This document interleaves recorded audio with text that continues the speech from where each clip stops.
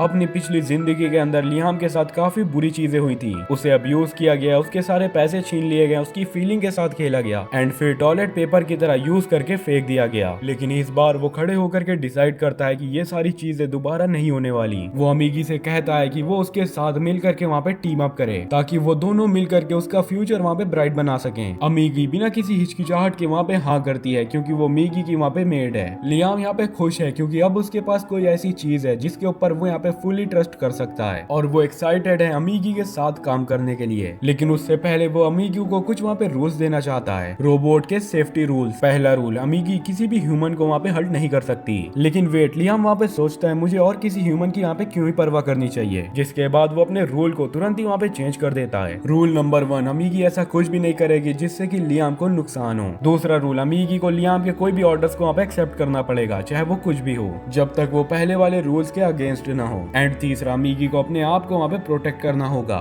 जब तक वो पहले और दूसरे रूल के खिलाफ ना हो। पूरी तरीके से रूल्स को बना लेने के बाद लियाम वहाँ पे अमीगी से कहता है उसका पहला प्लान यही है कि पूरे बैंकवेट चीजों को वापस से रिवाइव किया जाए। तो क्या तुम्हारे पास यहाँ पे कोई आइडियाज हैं? अमीगी तुरंत ही अपने एआई से वहाँ पे सारे आइडियाज को सर्च करती है एंड तुरंत ही वहाँ पे उसके लिए आइडिया लाती है। प्लान को बताने से पहले वो उसको वहाँ पे एक वार्निंग भी देती है कि मैं यहाँ पे एक एआई हूँ, तो हो सकता है मेरे कुछ सजेशंस यहाँ पे इतने ज्यादा बेकार हो कि तुम्हारे कंट्री के ऊपर कुछ बुरा हो सकता है। लेकिन गवर्नमेंट्स को सपोर्ट देने के लिए वो फुली इक्विप्ड है। लेकिन दोस्तों, प्रॉब्लम तो इस बात की है कि लियाम को इस वर्ल्ड के बारे में कुछ भी नहीं पता है। तो अमीगी उसको वहाँ पे सजेस्ट करती है कि एजुकेशन कैप्सूल को खाने के लिए। ये एक ऐसा स्पेशल डिवाइस है जो कि 10 साल की नॉलेज को सिर्फ 6 महीने के अंदर दिलवा सकता है। साथ ही ये डिवाइस तुम्हारी बॉडी को भी फिजिकली स्ट्रॉन्ग बना देगा। लियाम को ये आइडिया काफी ज्यादा ही पसंद आता है, लेकिन प्रॉब्लम तो ये है उसके इस 6 महीने के ब्रेक के दौरान बैंकफील्ड फैमिली को वहाँ पे कौन ही संभालेगा। इसलिए वो टेम्परेली वहाँ पे अथॉरिटी दे देता है अमीगी को जा करके कंट्री संभालने के लिए। बटलर ब्रायन को ऑब्जेक्ट करता है, उसे ये वाला सवाल नहीं पसंद में आता कि एक एआई जा करके पूरी कंट्री को यहाँ पे संभाले। लेकिन लियाम तो हंसते हंसते कहता है कोई बात नहीं, अमीगी यहाँ पे कोई भी गलती नहीं करेगी इस कंट्री के लिए और कोई भी उसको ये वाली चीज करने के लिए ऑर्डर न दे। वैसे भी यहाँ पे कोई लॉ नहीं है कि कोई भी एआई आ करके टेम्परेरी रूलर नहीं बन सकता। जिसके बाद लियाम तुरंत ही सारी चीजों को वहाँ पे अमीगी के हाथों में दे देता है। तभी जैसे ही वहाँ पे एजुकेशन कैप्सूल तैयारी होता है, लियाम प्रोसेस को स्टार्ट करने के लिए वहाँ पे तैयार हो जाता है। लेकिन उससे पहले वो अमीगी से वहाँ पे एक सवाल करता है, क्या तुम यहाँ पे इमोशंस को फील कर सकती हो? अमीगी कहती है कि वो कोई भी तरीके से यहाँ पे इंसान नहीं है। लेकिन जब लियाम ने उसको टीम बनाने के लिए वहाँ पे कहा था, उसके लॉग्स में कैश मेमोरी वहाँ पे ओवरफ्लो हो गई थी। सिंपल वर्ल्ड में उसे वहाँ पे खुशी महसूस हुई थी। लियाम को ये चीज सुन करके काफी अच्छा लगता है, तो वो तुरंत ही अमीगी को याद दिलाता है कि सब कुछ उसी के हवाले, वो जो चाहे वो सब कर सकती है वहाँ पे। जिसके बाद वो तुरंत ही एजुकेशन पॉट के अंदर चला जाता है। 2 साल के बाद जब लियाम कुकिंग कंप्लीट करके उसी कैप्सूल से बाहर निकलता है, अमीगी बाहर खड़ी हो करके उसका वहाँ पे वेलकम करती है। लियाम उससे डायरेक्ट पूछता है कि वो कितने टाइम से वहाँ पे इसी पॉट के अंदर था, तो अमीगी उसे आंसर देती है कि पूरी तरीके से माय लॉर्ड यहाँ पे 2 साल हो चुके हैं। लियाम तैयार होकर के बाहर निकलता है, जहाँ पर उसे वही एआई बताती है कि बैंकफील्ड डोमेन थोड़ी सी यहाँ पे ठीक हो गई है। वो उसके बारे में सारी चीजें वहाँ पे हमारे लियाम को बता देती है एंड उसके हार्ड वर्क के लिए लियाम तुरंत ही उसे वहाँ पे शुक्रिया कहता है। अब लियाम खुद ही टेरिटरी को वहाँ पे देखना चाहता है, तो अमीगी वहाँ पे डिसाइड करती है कि पहले उसे बैटलशिप डॉग्स को देखना होगा। यही पहली बार है जब लियाम अपनी टेरिटरी को अपने आंखों से सामने जा करके देखता है और उसका इंटरेस्ट बैटल सूट्स के अंदर फंस जाता है। वो अमीगी से वहाँ पे पूछता है कि क्या वो यहाँ पे एक सूट को ट्राई कर सकता है। अमीगी खुशी खुशी वहाँ पे एक टेस्ट को अरेंज करती है। वो लियाम को बताती है ये सूट बेसिक मूवमेंट्स को खुद यहाँ पे करता है, तुम्हें जो भी मूव इस रोबोट से करवाना है बस तुम्हें अपने मन के अंदर इमेजिनेशन करनी होगी। लियाम ट्राई करता है और जैसे ही सूट वहाँ पे एक्टिवेट होता है वो वहाँ पे वॉक करने लग जाता है। अब लियाम मनी के अंदर सोचता है काश मैं इसके साथ यहाँ पे फाइट भी कर सकता। अमीगी तुरंत ही कहती है मैं यहाँ पे एक मॉक बैटल को अरेंज कर देती हूँ। थोड़ी देर के बाद प्लेनेट का डिफेंस फोर्स का चीफ मासिटा वहाँ पे आ जाता है लियाम के साथ 1 वर्सेस 1 फाइट करने के लिए। फाइट स्टार्ट होते ही लियाम आगे बढ़ करके मासिटा के ऊपर वहाँ पे अटैक कर देता देता है। मासीता ब्लॉक तो कर लेता है लेकिन वो वहाँ पे प्रिटेंड करता है जैसा कि वो वहाँ पे हार चुका हो। लियाम उसकी हरकतों को देख करके तुरंत वहाँ पे समझ जाता है कि मासीता वहाँ पे एक्टिंग कर रहा है। वो क्लियरली उसे वहाँ पे लाइटली ले रहा था। लियाम को ये चीज जरा सी भी पसंद में नहीं आती। वो मासीता को वहाँ पे ऑर्डर देता है, तुम जरा सीरियसली लड़ सकते हो मुझसे यहाँ पे। अब जब लियाम दोबारा वहाँ पे चार्ज करता ही है, मासीता उसके शॉट को पकड़ लेता है, उससे डिसएंगल करता है एंड जमीन के ऊपर वहाँ पे तुरंत ही पटक देता है। लियाम काफी ज्यादा शॉक्ड हो जाता है, मैं इतनी ज्यादा हैरानी से कैसे ही हार गया। अमीगी एक्सप्लेन करती है ये सूट यहाँ पे इमेजिनेशन वेस्ट है, जिनका कॉम्बैट विजुअलाइजेशन ज्यादा स्ट्रॉन्ग होता है, उसका कंट्रोल भी उतना ही यहाँ पे बेहतर होगा अपने रोबोट के ऊपर। एंड मासीता जैसे एक्सपीरियंस फाइटर हमेशा यहाँ पे एडवांटेज में रहते हैं। अपनी इतनी ज्यादा बुरी तरीके से हार के बाद लियाम तुरंत ही ऑर्डर देता है अपने बटलर को, मेरे लिए तुरंत तुम यहाँ पे कॉम्बैट इंस्ट्रक्टर ढूंढो। ब्रायन उसे समझाने की कोशिश करता है कि देखो भाई, आपको कोई भी जरूरत नहीं है यहाँ पे फाइट सीखने के लिए, आप तो यहाँ पे राजा हो। लेकिन लियाम उसकी बातों को नहीं मानता एंड कहता है पिछली जिंदगी में लोगों ने उसके ऊपर वहाँ पे पावर दिखाई थी, अब अगर मुझे यहाँ पे ईविल लॉर्ड बनना है तो मुझे पावर तो दिखानी पड़ेगी। थोड़ी देर के बाद लियाम वहाँ पे एक आदमी से मिलता है, याकुशी नाम है उसका वहाँ पे,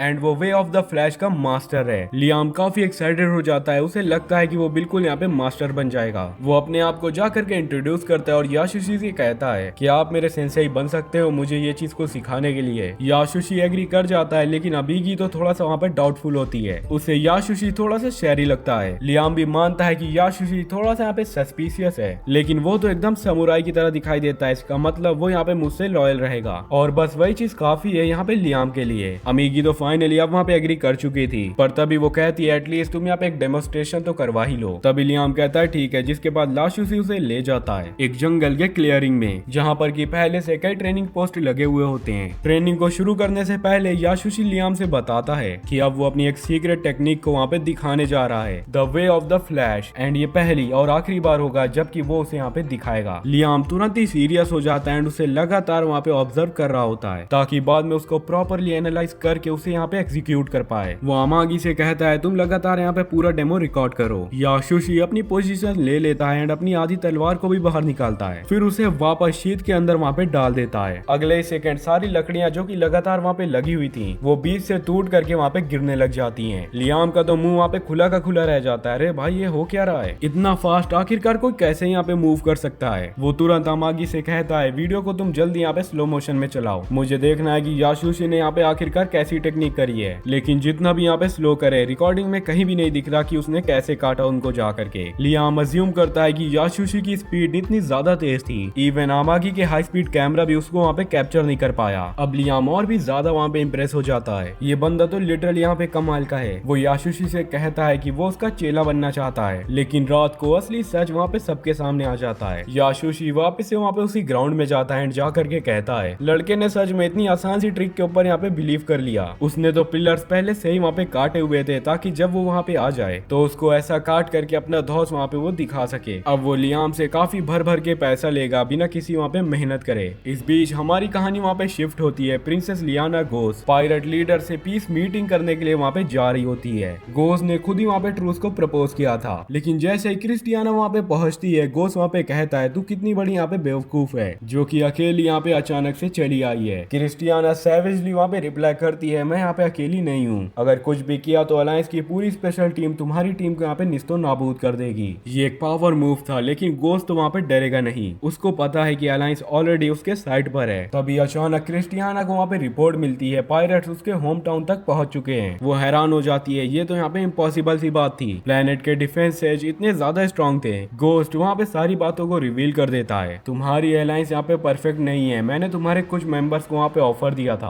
और वो तुरंत ही तुम्हारा साथ वहाँ पे छोड़ करके मेरे साथ हो गए। अब क्रिस्टियाना के शिप के अराउंड जितनी भी अलायंस शिप्स हैं सबके सब कैनन्स उसी के ऊपर वहाँ पे पॉइंट कर रहे हैं। क्रिस्टियाना शॉक के ऊपर होती है, मेरी ही आर्मी मेरे खिलाफ हो गई यहाँ पे। अब उसके पास कोई ऑप्शंस नहीं बचते हैं, उसे गोस की कंडीशंस वहाँ पे सुननी पड़ती हैं। वापस लियाम के प्लेनेट में 3 साल यहाँ पे पूरी तरीके से गुजर चुके हैं, यहाँ पे उसी बेस्टर्ड मास्टर के पीछे ट्रेनिंग करते हुए। लियाम फुल्ली एग्जॉस्टेड है, लेकिन फिर भी वो वहाँ पे ट्रेनिंग को कर रहा है, लेकिन फिर भी वो वाले मूव को वो वहाँ पे नहीं सीख पाया। लेकिन अमागी तो यहाँ पे एआई है जिसके वजह से उसे स्वॉर्ड के बारे में ज्यादा पता नहीं होता। 3 साल से याशुशी सिर्फ बेसिक स्वॉर्डमैनशिप वहाँ पे उसे सिखा रहा है। लियाम बोर हो चुका है, अमागी कहती है तुम तो बेसिक्स को यहाँ पे मास्टर कर चुके हो और तुम्हारा फाइटिंग लेवल पहले से भी काफी ज्यादा इंक्रीज हो चुका है। लेकिन लियाम तो बोर्ड टोन में कहता है मुझे बेसिक्स की जरूरत नहीं है, मुझे एक कूल कूल फ्लैशी मूव चाहिए जिसका कि मैं यूज करके मैं बड़े से बड़े लोग को यहाँ पे हरा सकूं। उस रात याशुशी अपने रूम के अंदर आराम से वहाँ पे मांगा पढ़ रहा होता है एंड अंदर ही अंदर सोच करके वहाँ पे खुश हो रहा होता है, ये क्या मस्त मुझे सेटिंग मिल चुकी है। मैं भले यहाँ पे फ्रॉड हूँ लेकिन थोड़ा बहुत फाइटिंग स्टाइल तो मुझे यहाँ पे आती है। पिछले 3 सालों से लियाम को तो बस मैं यहाँ पे बेसिक स्वॉर्डमैनशिप सिखा रहा हूँ और सैलरी पागलपन लेवल की। उसे लगता है वो पूरी तरीके से लियाम को वहाँ पे लूट लेगा, लेकिन तुरंत ही लियाम टपक पड़ता है उसी के रूम में एंड आकर के कहता है याशुशी मुझे वे ऑफ द फ्लैश यहाँ पे सीखना है। याशुशी तुरंत ही वहाँ पे रिएक्ट करता है एंड कहता है मैं यहाँ पे रिजाइन कर रहा हूँ एंड तरीके तरीके के वहाँ पे बहाने देने लग जाता है एंड उसे ये भी बताता है मैंने पहले भी तुमसे यहाँ पे ये कहा था कि मैं वो वाला शॉट सिर्फ तुम्हें एक ही बार दिखाऊंगा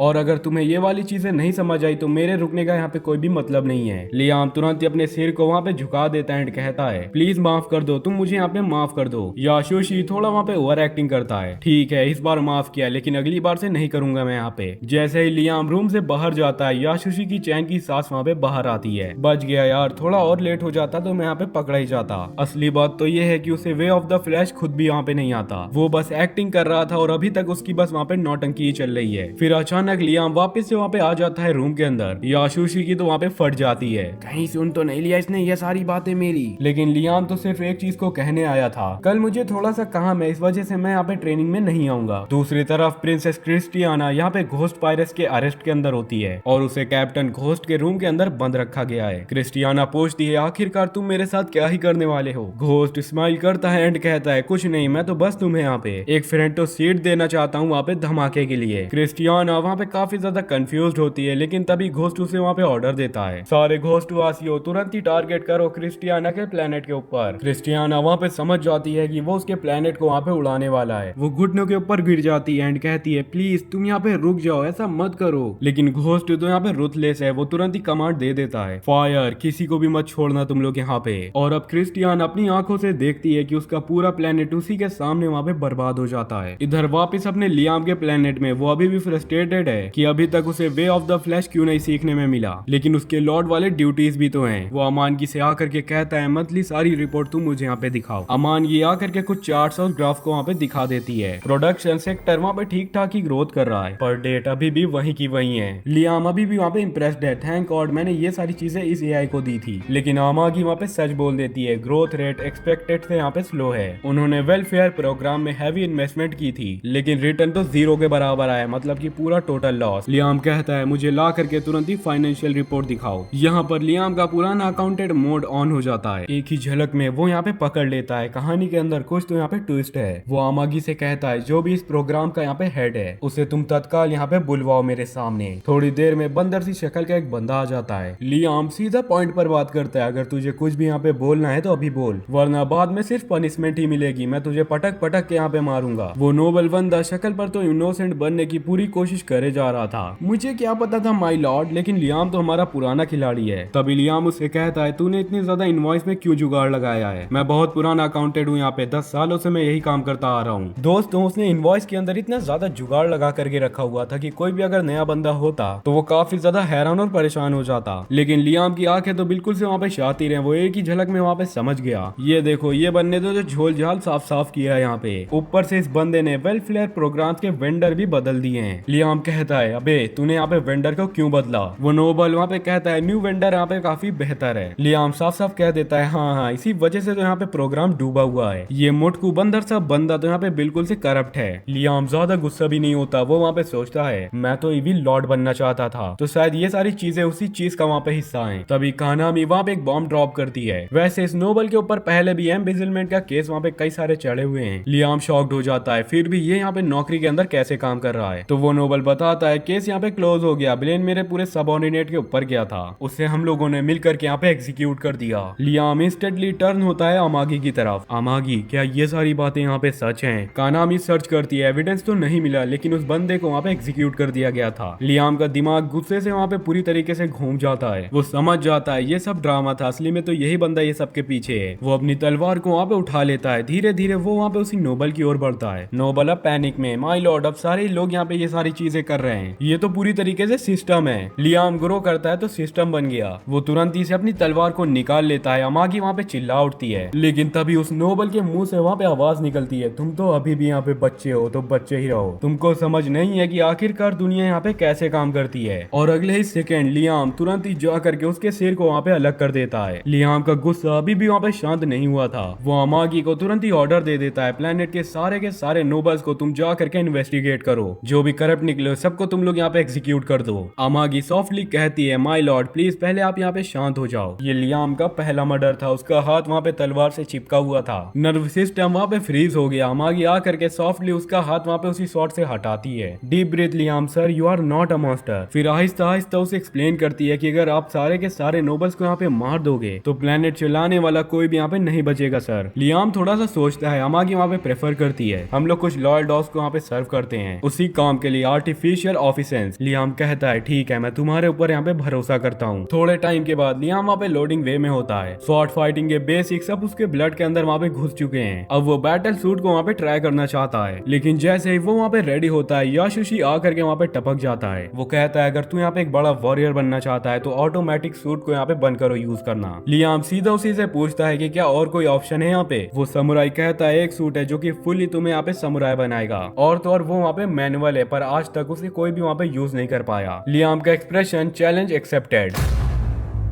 के बाद लियाम वापस से लोडिंग वे में आता है। अब क्योंकि उसे शॉर्ट फाइटिंग के बेसिक्स अच्छे से आ चुके हैं, वो दोबारा बैटल सूट के साथ प्रैक्टिस करना चाहता है। लेकिन जैसे ही वो उसी बैटल सूट के अंदर जाने ही वाला होता है तभी याशुशी आता है और कहता है अगर लियाम तुम सच में यहाँ पे ट्रू वॉरियर हो तो तुम नॉर्मल मैनुअल वाला सूट यहाँ पे यूज करो। फिर जिसके बाद लियाम मसीता से पूछता है कि क्या और कोई यहाँ पे सूट है जिसको कि वो यूज कर सकता है। तो मसीता उसे बताता है कि एक सूट है जो कि पूरी तरीके से मैनुअल है, लेकिन आज तक उसको तो मैं भी प्रॉपरली यहाँ पे नहीं चला पाया हूँ। याशुशी ने ये पूरा आइडिया इस वजह से यहाँ पे सोचा क्योंकि लियाम वास्तव में अगर यहाँ पे सूट चलाना सीख गया तो याशुशी के पेट में तो वहाँ पे लात पड़ने वाली है। जब याशुशी रॉयल स्टोरेज में कुछ चुराने के लिए गया था तो उसे एक पुराना टूटा फूटा मेक मिल गया, तो उसने सोचा कि लियाम को बेवकूफ बना करके उसी मेक के अंदर डाल दिया जाए क्योंकि एक नॉर्मल बंदा कभी भी उस चीज को मास्टर नहीं कर पाएगा। एंड उसका प्लान वहाँ पे काम कर गया क्योंकि लियाम पूरी तरीके से उस अविड मेक की ट्रेनिंग के ऊपर लग गया है क्योंकि मेक फुली मैनुअल है। अगर लियाम को उस चीज को चलाना है तो उसे बेहद ट्रेनिंग करनी पड़ेगी, इसीलिए उसकी ट्रेनिंग असल में वहाँ पे उसे स्ट्रॉन्ग बना सकती है। एंड इसी चीज को करने से वो गैलेक्सी का सबसे ज्यादा खतरनाक वॉरियर भी बन जाएगा। लेकिन सबसे पहले उसे एक ऐसे इंसान को ढूंढना होगा जो कि मेक को वहाँ पे ठीक कर सके। अशीता खुश है कि लियाम इतना फोकस्ड है यहाँ पे मेक ट्रेनिंग में, लेकिन वो इस बात को समझ नहीं पा रहा कि लियाम इतना ज्यादा डिफिकल्ट मैनुअल मेक से क्यों ही शुरू करना चाहता है। एंड उसे ये चीज भी वहाँ पे काफी ज्यादा अजीब लगती है क्योंकि लियाम नॉन स्टॉप एक बोल्ट के ऊपर तलवार चला रहा है इतने दिनों से। तो लियाम से कहता है आखिरकार सर आप यहाँ पे क्या ही कर रहे हो। तो वो उसे बताता है कि वो यहाँ पे याशुशी का दिखाया हुआ सीक्रेट टेक्निक रेप्लिकेट करने की कोशिश कर रहा है और चाहे जितना भी टाइम लगे वो लगातार प्रैक्टिस को करता ही रहेगा जब तक कि लियाम वो वाली टेक्निक को मास्टर नहीं कर लेता। मासीता को यही लगता है कि ऐसी कोई टेक्निक यहाँ पे होती नहीं है, लेकिन वो बेचारा इस चीज को समझा नहीं पाता कि याशुशी ने उसको वहाँ पे चूना लगा दिया है, तो वो उसे वही चीज करने देता है जो कि लियाम वहाँ पे कर रहा था। उसी दिन लेटर अमाजी लोडिंग में जाती है लियाम की रिक्वेस्ट पूरी करने के लिए। उसके हिसाब से याशुशी की एडवाइस बेकार एनएफटी से भी कम है, लेकिन क्योंकि लियाम उस चीज को यूज करने वाला है तो वो अपने तरफ से बेस्ट देगी, लेकिन वो खुद पर्सनली मेंटेनेंस करने के क्वालिफाइड तो नहीं है, इसीलिए एक इंपीरियल मेक स्पेशलिस्ट को वहाँ पे बुलाया जाता है। अगले दिन लियाम और एमएनआई वहाँ पे एयरपोर्ट पर जाते हैं, वहाँ पे उन्हीं इंसान को वेलकम करने के लिए। जैसे ही नाइस आकर एमएनआई को देखती है उसका रिएक्शन थोड़ा सा अजीब हो जाता है। लियाम को यह लगता था कि कंट्री का कोई इंसान रोबोट को देख करके वहाँ पे अजीब सी फीलिंग फील करेगा, लेकिन उसकी सरप्राइज तो ये होती है कि नाइस तो काफी ज्यादा वहाँ पे एक्साइटेड लग रही होती है। उससे तो एंड्रॉइड्स के लिए एक अनहेल्दी ऑब्सेशन है एंड वो तुरंत ही समझ जाती है कि एमएनआई वहाँ पे एक हाई स्पेक मॉडल है, तो वो उसके हर कोने कोने को रिसर्च के लिए इंस्पेक्ट करना चाहती थी। लियाम ने कुछ ऐसी हरकतें की थी जब उसने पहली बार एमएनआई से मिला था, लेकिन किसी और को ऐसी चीजें करता देखना काफी वियर्ड लगता है, तो वो नाइस को ऑर्डर देता है कि वो वहीं पे रुक जाए। फिर वो उसे ले जाता है बे में जहाँ पर की मैनुअल मेक रखा हुआ था और लियाम कहता है कि इसको रिस्टोर करो, पर नाइस कहती है ये तो टोटली यहाँ पे खत्म हो चुका है। नाइस उससे ये भी कहती है कि लियाम ये चीज बेहतर होती कि तुम कोई और नया मॉडल यहाँ पे खरीद लेते, पर लियाम तो इंसिस्ट करता है कि उसको वही वाला मॉडल चाहिए। नाइस उसको सारी इन्फॉर्मेशन देती है कि इस मॉडल के पार्ट यहाँ पे बनना बंद हो चुके हैं, इसलिए रिपेयर तो हमें काफी ज्यादा ही महंगा पड़ेगा। लेकिन लियाम को तो कोई भी फर्क नहीं पड़ता, वहाँ पे जितना भी पैसा लगे वो रेडी है खर्चा करने के लिए, बस एक बार ये मेक यहाँ पे चल जाए। जहाँ पर उस लड़की का तो सपना वहाँ पे सच हो जाता है, इसका मतलब है वो जितना चाहे उतना पैसा हमारे लियाम से ले सकती है। लेकिन एक और बात है, लियाम वहाँ पे कहता है कि उस मेक के अंदर फिनिशर भी होना चाहिए। नाइस परेशान हो जाती है, वो पूछती है फिनिशर होता क्या है, तो लियाम उसे समझाता है अब वो यहाँ पे एक कूल मूव होता है जैसा कि रॉकेट फेस, जिसका यूज करके वो अपने एनिमीज को एक ही बार में वहाँ पे खत्म कर दे। तभी याशोशी बे के अंदर एंटर करता है एंड जैसे ही वो नाइस को देखता है वो तुरंत ही प्यार के अंदर पड़ जाता है। थोड़ा शांत हो जाने के बाद अपनी फेक पर्सनैलिटी को बना करके उसके पास जाता है, लेकिन नाइस को तो उसमें कोई भी इंटरेस्ट नहीं था। उसका पूरा ध्यान तो वहाँ पे रॉकेट फिस्ट के कॉन्सेप्ट के ऊपर होता है। वो बताती है कि सर ये चीज पूरी की पूरी यहाँ पे बेकार है, थ्रस्टेड यहाँ पे बहुत ही ज्यादा जगह ले लेंगे और फाइट के बीच में अपना हाथ निकाल करके फेंक देना ये तो बिल्कुल बेकार मूव है। लेकिन लियाम को तो रॉकेट फिस्ट अब भी वहाँ पे कूल लग रहा था, इसीलिए वो उससे कहता है जितना भी पैसा लगे लगाओ, मुझे यहाँ पे रॉकेट फिस्ट चाहिए तो चाहिए। आखिर में दोनों ही वहाँ पे एक एग्रीमेंट के ऊपर पहुंच जाते हैं और दोनों ही मेक की कूलनेस के बारे में मिल करके वहाँ पे मजा ले रहे होते हैं। जब याशोशी को बिल्कुल भी बर्दाश्त नहीं होता कि यहाँ पे कि नाइस को लियाम पसंद है, वो नहीं, शायद इस वजह से क्योंकि लियाम यहाँ पे एक अच्छा इंसान है और वो नहीं। जैसा कि याशोशी एक मूर्ख आदमी है तो वो अपनी छवि निकालने की कोशिश करता है हमारे हीरो के ऊपर। वो यहाँ पे लियाम को लेकर के जाता है जहाँ पर कि वो काफी ज्यादा इम्पॉसिबल ट्रेनिंग देगा उसे। वो लियाम के ऊपर लगातार फायरिंग करता है एंड झील के बीच में लगातार एक वुड के ऊपर हमारे लियाम को आंखें बंद करके खड़ा कर दिया जाता है। वो ये सब कहता है कि ये सारी चीजें यहाँ पे लियाम के माइंड एंड आई को एक साथ कंट्रोल में रखेंगे, जिससे कि हमारा हीरो बिना देखे अटैक को वहाँ पे फील कर सकता है। लेकिन दोस्तों ये सारी चीजें बिल्कुल बकवास हैं। उसी बीच क्रिस्टियाना का शिप गोस ने वहाँ पे किडनैप कर लिया था और अब वो और उसकी पूरी क्रू वहाँ पे प्रेजेंस बन चुकी है। गोस वहाँ पे मजे ले रहा होता है क्रिस्टियाना के हार के। क्रिस्टियाना उससे पूछती है कि आखिरकार वो उसके साथ क्या ही करने वाला है, तो गोस बताता है कि वो उसको अपने ट्रेजर प्लेनेट के अंदर लेकर के जाएगा और अपने कलेक्शन के अंदर वहाँ पे ऐड करेगा। क्रिस्टियाना को यही लगता है कि वो किसी क्रीपी डंजन के बारे में बात कर रहा है, लेकिन दोस्तों सच उससे भी ज्यादा वहाँ पे डरावना होता है। गोस उसको ले करके जाता है, वो भी एक भयंकर सी लैब के अंदर, जहाँ पर कि क्रिस्टियाना एक हॉरर को देख करके शॉक्ड थी। वो क्रीपी सेलम पहले उसकी टीम का एक मेंबर हुआ करता था, लेकिन घोस्ट ने तो उसको अपने मैड साइंटिस्ट को दे दिया था एंड अब वो उसकी साथी कुछ ऐसा दिख रही थी जैसे कि वो कभी यहाँ पे इंसान ही नहीं थी। वो घोस्ट साइंटिस्ट से कहता है कि अब क्रिस्टियाना उसकी नई बेड बनेगी एंड क्रिस्टियाना के ऊपर अलग अलग तरीके के एक्सपेरिमेंट किए जाएंगे। पहले वो क्रिस्टियाना की एक आई को निकाल करके उसको अपने हाथों में लगाएगा, क्योंकि क्रिस्टियाना देख सके कि कैसे उसका शरीर तोड़ मरोड़ करके पहचान से बाहर कर दिया जाता है, बिल्कुल जैसा कि उसकी पहली बेड थी। इस तरफ बेचारी क्रिस्टियाना अपनी जीवन का सबसे बुरा वक्त जी रही होती है। दूसरी तरफ हमारे हीरो के वर्ल्ड में सारी चीजें वहाँ पे काफी अच्छी चल रही होती हैं। लियाम के रूल के नीचे प्लेनेट की इकोनॉमी काफी ज्यादा बेहतर हो चुकी है, इसलिए लियाम के वर्क से सारे लोकल लोग बहुत ही खुश हैं। उन्होंने सोचा भी नहीं था कि सब कुछ इतना ज्यादा अच्छा हो जाएगा एंड अब वो सभी लोग एक्साइटेड है कि आखिरकार लियाम अब आगे क्या ही करने वाला है वहाँ पे उनके प्लेनेट को और भी बेहतर बनाने के लिए। लेकिन उन बेचारों को तो नहीं पता कि लियाम ने अभी अभी प्लेनेटरी बजट का एक बहुत ही बड़ा हिस्सा अपने काम के ऊपर उड़ा दिया है। माइंस फाइनली मेक को उसकी पुरानी ग्लोरी डेज के ऊपर रिकवर कर देती है एंड वो अपने इतने ज्यादा हार्डली काम के ऊपर काफी ज्यादा प्राउड करती है। तो वो यहाँ पे लियाम को मेक के सारे कंट्रोल्स दिखाने के लिए ऑफर करती है। मेक के अंदर का कंट्रोल रूम और भी ज्यादा यहाँ पे बेहतर बना दिया गया है और अब जब लियाम पूरी तरीके से स्ट्रैप्ड इन हो जाता है तो नाइस तुरंत ही वहाँ पे इंजन को स्टार्ट करती है। मेज ऑन होते ही तुरंत ही वहाँ पे लियाम को स्कैन करता है एंड उसको पहचानता है, साथ ही में उसको वहाँ पे नया पायलट डिसिग्नेट कर देता है एंड अब कोई भी इस मेज को यहाँ पे यूज नहीं कर सकता जब तक कि लियाम यहाँ पे जिंदा है। लियाम वहाँ पे एक्साइटेड है कि फाइनली वो उसको वहाँ पे ट्राई करे, लेकिन जैसे ही वो कंट्रोल्स को वहाँ पे पकड़ता है मेज तुरंत ही वहाँ पे गिर जाता है। माइंस उसे याद दिलाती है कि इस मेज के अंदर ऑटो पायलट सिस्टम नहीं है, इस वजह से हर एक स्टेप को लियाम को वहाँ पे मैनुअली कनेक्ट करना पड़ेगा। नॉर्मली ये काफी ज्यादा मुश्किल होता है लियाम लेकिन इन चीजों के लिए तैयारी कर रहा था, तो वो तुरंत ही से कंट्रोल को वहाँ पे वापस ले लेता है और धीरे धीरे ही सही वहाँ पे मेज को वापस से खड़ा करता है, जिसके बाद वो बे से बाहर धीरे धीरे चलना शुरू करता है। नाइस वहाँ पे इम्प्रेस हो जाती है, लियाम तुम तो पहली बार इसको यूज कर रहे हो लेकिन फिर भी तुम इतनी अच्छी तरीके से इसे चला सकते हो, मुझे तो बिलीव ही नहीं हो रहा। चलते चलते वो लड़की उसे बताती है कि मेज के ऑपरेशन में इमेजिनेशन क्रूशियल बहुत ही अच्छा वर्क करती है, जितनी ज्यादा विविड इमेजिनेशन होगी मेज उतना ही ज्यादा शार्प काम करेगा। लियाम ट्राई करता है अपनी इमेजिनेशन को फोकस करने का ताकि उसका मेज वहाँ पे कोई कूल मूव करे, लेकिन गलती से हमारे भाई की नजर पता है कहाँ चली जाती है, नाइस के चेस्ट के ऊपर। यही जगह से सारी चीजें डाउनहिल चली जाती हैं। अब लियाम वहाँ पे पूरी इमेजिनेशन कर रहा होता है नाइस के चेस्ट के बारे में कि अगर वो नाइस को हर पॉसिबल तरीके से टच करेगा तो वो वहाँ पे कैसा लगेगा एंड मेज वही एक्शन सबके सामने वहाँ पे परफॉर्म करने लग जाता है। वहाँ के लोगों को समझ ही नहीं आता कि मेज बस उसकी इमेजिनेशन के ऊपर परफॉर्म कर रहा है, तो सभी लोग ये चीज को मान लेते हैं कि लियाम लिटरली चढ़ चुका है नाइस के ऊपर। मेज के अंदर से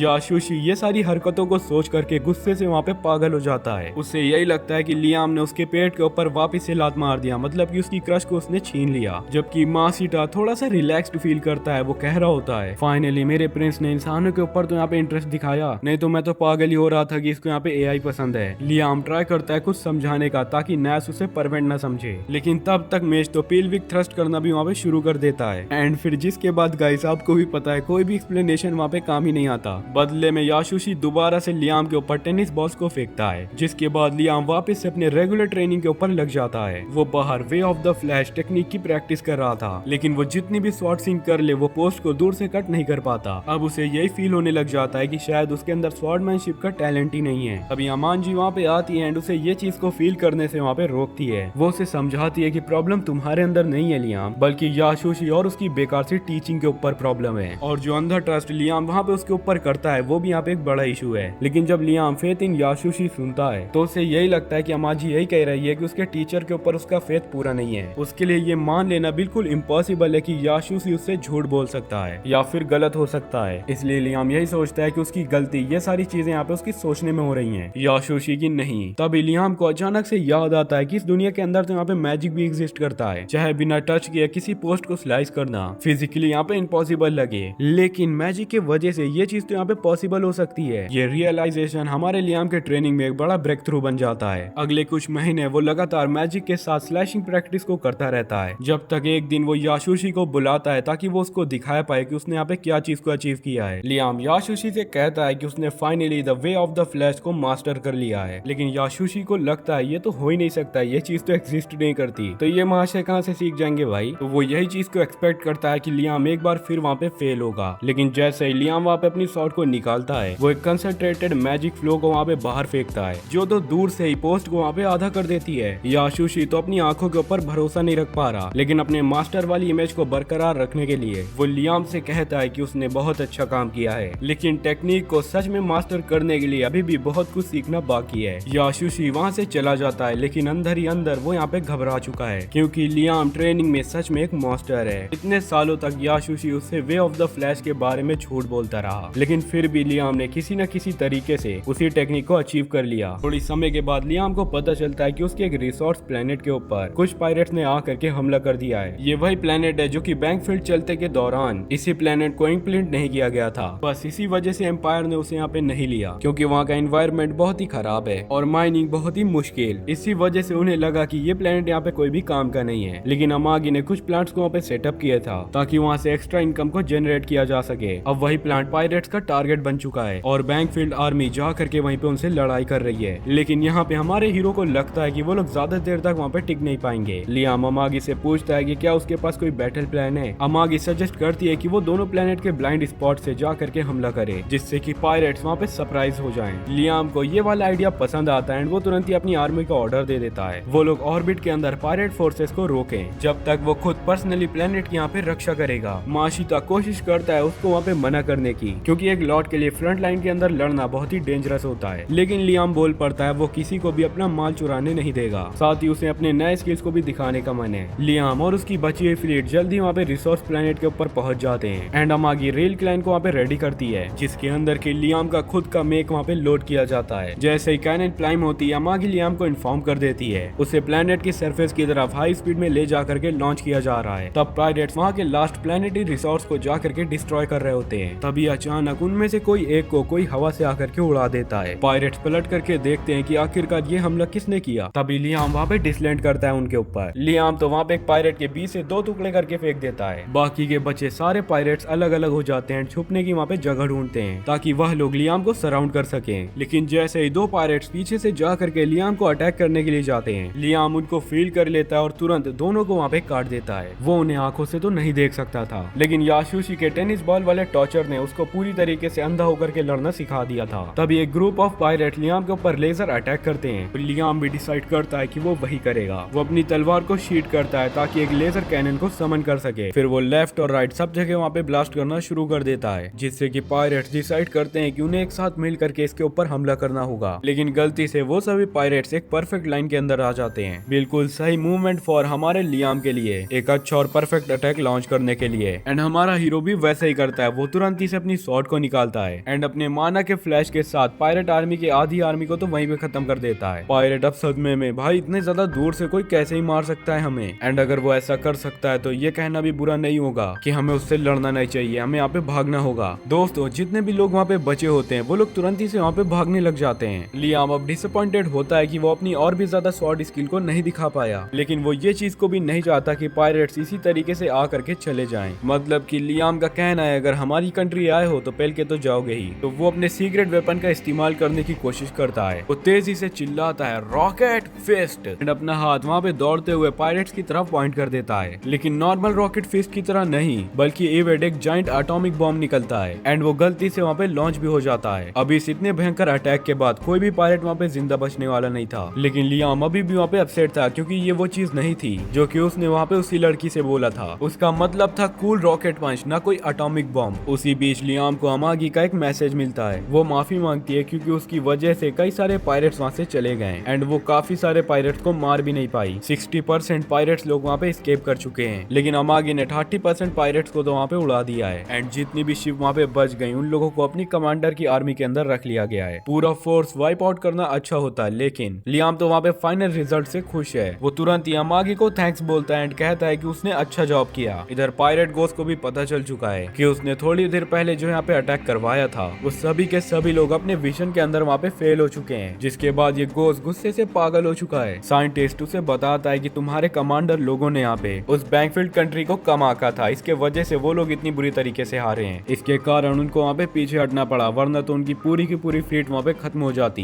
पर चाहे फैसला जितना भी लॉजिकल हो, गोस को वहाँ पे कोई फर्क नहीं पड़ता। गोस का यही प्लान है, जितने भी पायरेट्स यहाँ पे भाग चुके हैं वो सबको जा करके एग्जीक्यूट कर देगा। उसके दिल में पीठ दिखा करके भागने वाले लोगों का कोई भी एक्सक्यूज नहीं चलेगा एंड उनको खत्म कर देने के बाद वो खुद जा करके उसी प्लेनेट के ऊपर हमला करेगा, ताकि सभी को मैसेज मिल जाए कि पायरेट किंग कितना ज्यादा खतरनाक आदमी है। वो पूरी तरीके से टॉर्चर्ड और न्यूट्लिएटेड क्रिस्टियाना का मजाक उड़ाता है एंड कहता है मैं वापस आऊंगा, फिर तुम्हारे साथ और खेलूंगा मैं। दूसरी तरफ लियाम और उसकी बची हुई फील्ड अभी अभी यहाँ पे बैटल से वापस आई है एंड लियाम बहुत ही खुश होता है क्योंकि हर चीज वहाँ पे अच्छी हुई है। उन्होंने तो रिसोर्स प्लेनेट को डिफेंड कर लिया, साथ ही में बोनस में उन लोगों ने कुछ पायरेट शिप को भी वहाँ पे चुरा लिया। और इंपीरियल लॉ के हिसाब से अगर तुम किसी पायरेट से कुछ लूट लेते हो तो वो शिप और उसका पूरा कार्गो वो तुम्हारा लीगली हो जाता है। एंड इस बार तो किस्मत भी हमारे हीरो के साथ ही, क्योंकि उन शिप के अंदर छुपा हुआ था ढेर सारा खजाना। जैसे ही लियाम ट्रेजर का नाम वहाँ पे सुनता ही है, उसके मन के अंदर गोल्ड और सिल्वर की चीजें याद आने लग जाती हैं। लेकिन ब्रायन उसे बताता है कार्गो तो यहाँ पे गोल्ड से भी ज्यादा वैल्यूबल होता है। इन्वेंट्री लेने के बाद अमागी उससे बताती है कि शिप के अंदर रेयर मेटल्स जैसे ओरिचाल्कम एंड एडामेंटाइट मिले हैं, लेकिन लियाम उनके ऊपर कुछ भी इंटरेस्ट नहीं दिखाता क्योंकि वो सारे के सारे मेटल सिर्फ वहाँ पे वेपन बनाने के काम आते हैं। उससे तो कोई डायमंड से बना हुआ क्राउन चाहिए था जो कि वो अपने सिर के ऊपर पहन सके। ब्रायन यहाँ पे कंफ्यूज होता है क्योंकि इस वर्ल्ड के अंदर डायमंड तो सिर्फ यहाँ पे चमकीले पत्थर हैं और कुछ नहीं, उनकी कोई भी वैल्यू नहीं होती इन कंपैरिजन ओरिचाल्कम या फिर और कोई वेपन बनाने वाले मेटल के आगे। लेकिन हमारे हीरो लियाम को तो गोल्ड चाहिए, बस इससे आगे कुछ भी नहीं। तभी वो ओल्ड मैन उसे बताता है कि शिप के अंदर थोड़ा गोल्ड भी था, मैं अभी लेकर के आता हूँ। लियाम तुरंत ही ब्रायन को ऑर्डर देता है तुम यहाँ पे जा करके उन्हीं गोल्ड कॉइन से कुछ अच्छी चीजें बनवा करके लाओ। ब्रायन वहाँ पे कहता है क्या और कोई मेटल से तुम्हारे लिए कॉइन बनवाया जाए सर? लियाम कहता है नहीं, कोई भी जरूरत नहीं है। लियाम फिर भी इतना ज्यादा एक्साइटेड नहीं है, रेयर आइटम सिर्फ उसकी आर्मी के लिए वेपन बनाने के काम आएंगे। लेकिन अमागी बताती है सर यहाँ पे एक बहुत बड़ी प्रॉब्लम है, उसके पास तो कोई ब्लैक स्मिथ ही नहीं है। एंड एक और मैटर होता है जिसके बारे में अमागी वहाँ पे बात करना चाहती है। बैंकफील्ड मिलिट्री के पास लगभग 10,000 से ज्यादा शिप्स हैं, लेकिन जब उनके अंदर डायस्नोटिक चेक किया गया तब हमें पता चला कि उसके अंदर वैल्यूएबल चीज तो है ही नहीं है। जब पायरेट से फाइट करने का ऑर्डर दिया गया था तब सिर्फ 30% लोग यहाँ पे लड़ने के लिए काबिल थे एंड वही लोग वहाँ पे फाइट के लिए जा भी पाए थे। लेकिन लियाम तो कंफ्यूजन में उन लोगों ने 30% लोगों के साथ यहाँ पे इतनी बड़ी जीत को कैसे हासिल कर लिया। लेकिन ये चीज यहाँ पे सिर्फ इसी वजह से पॉसिबल हुआ क्योंकि पायरेट के रीडर्स लोग ने यहाँ पे हमारी कंट्री को बहुत ही हल्के में ले लिया था। पूरे वर्ल्ड के एम्पायर की नजर में बैंकफील्ड अभी भी एक बहुत ही छोटी और गरीब कंट्री है, तो नेचुरली पायरेट्स ने वहाँ पे सोचा कि इनके रिसोर्सेस को चुराना तो बहुत ही आसानी होगा हमारे लिए। यूजुअली ये चीज यहाँ पे आसान भी होती, लेकिन हमारे लियाम के दिमाग ने यहाँ पे इन सारी चीज को उल्टा ही करके रख दिया। अगर पायरेट लोग मिल करके फुल स्ट्रेंथ अटैक भी कर देते हैं तब भी वो लोग लियाम के मिलिट्री डिफेंस के आगे हार जाते हैं। हमारे हीरो लोगों के पास सिर्फ 30% ही काम करने वाली शिप्स हैं, बाकी या तो खराब हैं या फिर पुरानी होकर के सड़ चुकी हैं। लियाम को ये चीज जरा सी भी पसंद नहीं आती कि उनकी 70% फ्लीट यहाँ पे बेकार पड़ी हुई है। तभी अमागी वहाँ पे एक आइडिया देती है सारी ब्रोकन शिप्स को हटा दो, लेकिन ब्रायन तो तुरंत ही वहाँ पे ऑब्जेक्ट करता है। उसका कहना है अगर शिप्स को हटा दिया गया तो उनकी मिलिट्री स्ट्रेट एम्पायर के रिकॉर्ड पर पूरी तरीके से डाउन हो जाएगी, जिसके वजह से दूसरे लोग बैंकफील्ड कंट्री को यहाँ पे इजिली टारगेटेबल कंट्री समझ लेंगे। लेकिन लियाम वहाँ पे सोचता है, पर वो यहाँ पे मेंटेनेंस की हाई कॉस्ट को सोच करके अमागी की बात तुरंत ही वहाँ पे मान मान लेता है। अमागी ब्रायन को शांत करते हुए वहाँ पे सजेस्ट करती है, अगर वो सारे रियल मेटल जो कि हमने पायरेट से यहाँ पे चुराया है हम लोग उन्हें बेच देते हैं तो हमारे नए शिप्स खरीदने के लिए काफी सारे पैसे होंगे। यहाँ पे दुनिया के दूसरे कोने में नियाज खड़े होकर के प्रेजेंटेशन दे रही होती है अपने नई वॉरशिप डिजाइन के लिए। वो प्राउडली बता रही होती है कि उसने शिप का आउटपुट 7% से भी ज्यादा बढ़ा दिया है एंड अब वो ज्यादा responsive and easy to remake है। उसका प्रॉमिस है अगर इंपीरियल आर्मी इस शिप को अडॉप्ट करती है तो उनका फ्लीट और भी ज्यादा यहाँ पे पावरफुल बन जाएगा। फिर नेक्स्ट प्रेजेंटेशन होती है ओलिविया की, जो कि एक लग्जरी क्रूज लाइनर जैसा शिप वहाँ पे दिखाती है। वो शिप एक लग्जरी होटल जैसा फील देता है वहाँ पे उसे चलाने वाले को और रहने वाले को, with bars, entertainment zone and कई सारी अच्छी अच्छी चीजें। मैग्निस के वार करने वाले कॉम्बैट में वो डेफिनेटली बेटर होती है, लेकिन ओलिशिया की शिप में लग्जरी का लेवल एकदम ही हाई था अच्छे लोगों के लिए एंड इतनी ज्यादा लग्जूरियस चीज को देख करके इंपीरियल आर्मी तुरंत ही से उसको चुन लेती है। मैग्नेस वहाँ पे आर्ग्यू करती है कि उसका शिप वहाँ पे ज्यादा स्ट्रॉन्ग है क्योंकि उसने सारे के सारे रिसोर्सेज वहाँ पे कॉम्बैट के लिए लगा दिए थे। पर ओलिविया तो वहाँ पे स्मार्टली कह देती है स्ट्रेंथ सिर्फ पावर से नहीं होती, क्रू के मोराल से भी होती है। अगर क्रू दिन भर की लड़ाई के बाद जा करके बार में आराम कर सके तो उनकी दिन भर की थकान यूं यहाँ पे मिट जाएगी, जिसकी वजह से वो अगले दिन और भी ज्यादा अच्छा लड़ सकते हैं। कॉन्फ्रेंस से बाहर निकलते वक्त ओलिसिया थोड़ा सा वहाँ पे ग्लोट करती है कि एम्पायर ने उसे मैग्नेस पर प्रेफर कर दिया। मैग्नेस प्रेफर करती है कि वो ये वाला बैटल को हार चुकी है, लेकिन वो कसम खाती है कि रियल फाइट में वो अपनी शिप की पावर को दिखा करके रहेगी। लेकिन दोस्तों प्रॉब्लम तो ये है उसने पूरा का पूरा बजट ऑलरेडी इसी प्रोजेक्ट के ऊपर उड़ा दिया है एंड उसके शिप्स किसी ने भी नहीं खरीदे तो उसे यहाँ पे बैंकरप्सी को डील करना पड़ेगा। तभी उसको लेटे लेटे आइडिया आता है लियाम अगर उसने जा करके अपनी शिप को लियाम को बेचा तो वो बैंकरप्ट से भी यहाँ पे बच सकती है।